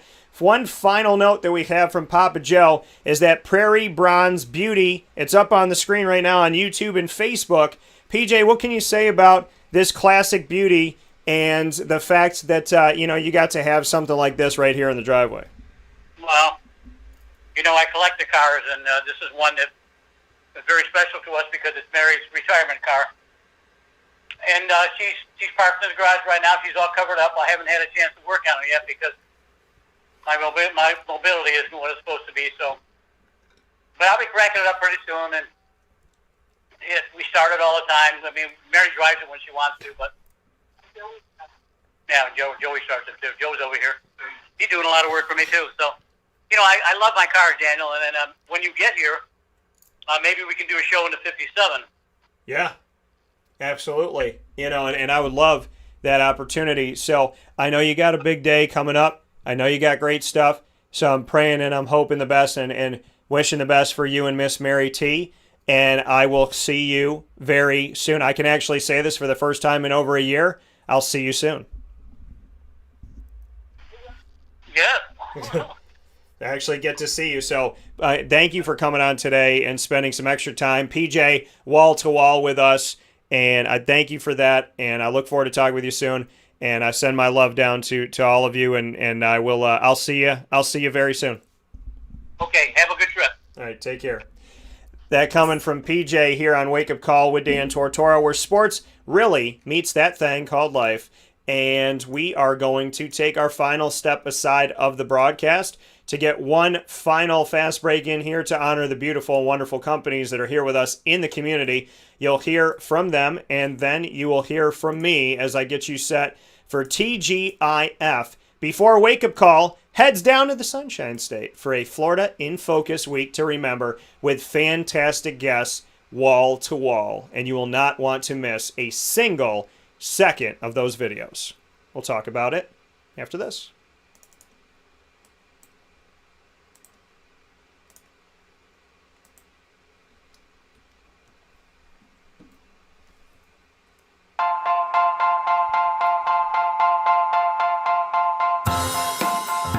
Cafe Cabal Mobile Cafe brings the cafe experience to you. We'll roll out to your neighborhood or office, ready to serve our locally crafted espresso bar to our loyal patrons. Inquire at cafecubal.com. Cafe Cabal, coffee for the soul.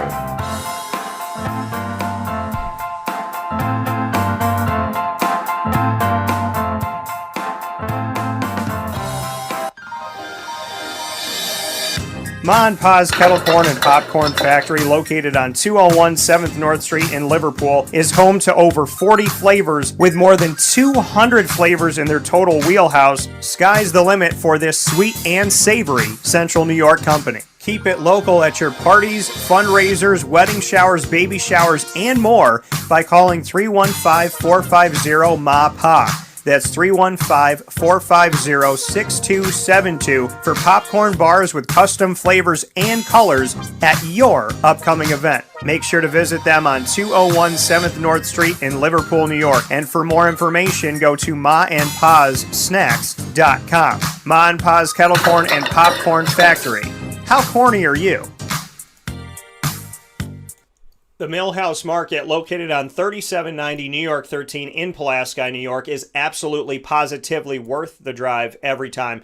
Make sure you download the app by going to the Apple app or Google Play Store and getting the Millhouse Market app. Once you have it, you'll be set and ready to go with their entire menu at your fingertips. An extremely user-friendly app. I love it so much, and it's I use it all the time. I've used it all throughout the pandemic to have everything set. I got the entire menu there, contactless pay. I can tip right on the app, and then I pull up to their drive-up window Tuesday through Sunday, grab my food, and go. It's that easy, from their homemade breads and desserts to their quinoa bowls, rice bowls, salads, as well as their brick oven pizzas. The steak and blue and the bee sting, you know, are my two top dogs there. And obviously the wonderful, wonderful sandwiches that are named after the families that helped to settle what is today's Pulaski. So thank you to the Millhouse Market for all you do. So excited that the Bistro restaurant is now open.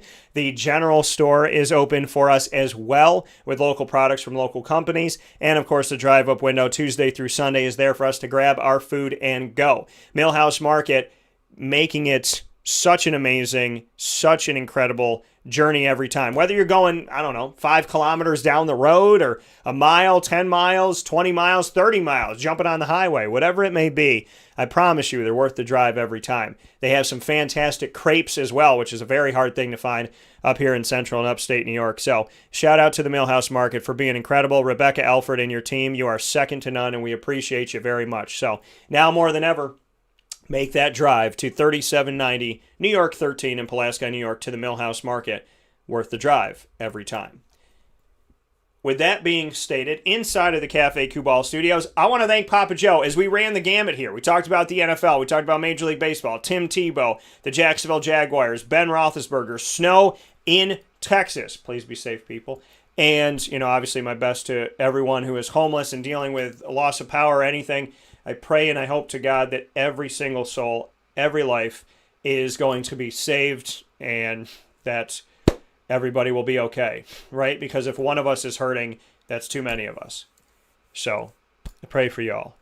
Very excited to see Papa Joe soon. Very excited to see that Prairie Bronze beauty, and so many great things going on down in the great state of Florida. We got some cool stuff we're going to be doing down there. Florida in Focus is going to feature guests all throughout the week from the Sunshine State that mean the world to me, including Papa Joe. You're not going to want to miss these videos. They will air exclusively on Facebook.com/LiveNowDT, as well as on YouTube.com/WakeUpCallDT, Monday through Friday of this upcoming week. So you don't want to miss a second of it.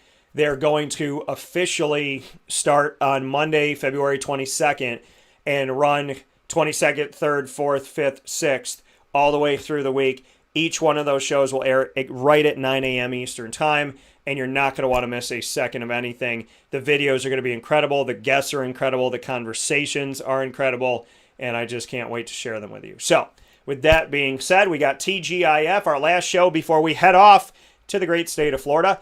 And I'm excited to bring you TGIF tomorrow, and we will do that right here on Wake Up Call with Dan Tortora. So, with the Annoying Moment of the Week, proudly presented by Carvel DeWitt. Lead, Learn, Evolve, Ad-Lib, and Deliver, proudly presented by Chick-fil-A Cicero. The Top Dog of the Week, proudly presented by Canine Camp Dog Daycare and Canine Campground Dog Boarding. And a sit-down conversation with Rex Culpepper that is life. It's about life. It's about love. It's about adversity. It's about the fact that sometimes things are hard and it is bleak and it is tough. He just unloads his truth about his story and coming to Syracuse and coming to be there under Scott Schaefer and Tim Lester in the group and them not being there and navigating through that and then going through cancer and just everything and meeting Jim Durin and hearing his story and seeing him as a human being and everything that Jim is. And gosh darn it, you are not going to want to miss a second of that Rex Culpepper conversation, I'll tell you that much. So, Friday is going to be massively incredible. It's our way to just celebrate and kind of let the confetti fly before we head down to the Sunshine State and our second home of the show. So I appreciate y'all. I'm sending you all my love, my support, and my care. I hope that you have a great day. I hope that you stay safe. I hope that you're good to each other. And I just hope more than anything that you remember, God bless, no stress, do your best. Go out there and chase what you want to go after, right? Nothing good's ever come without taking a risk and jumping and believing that you can fly. So take a chance. And God bless you all. I'll talk to you soon.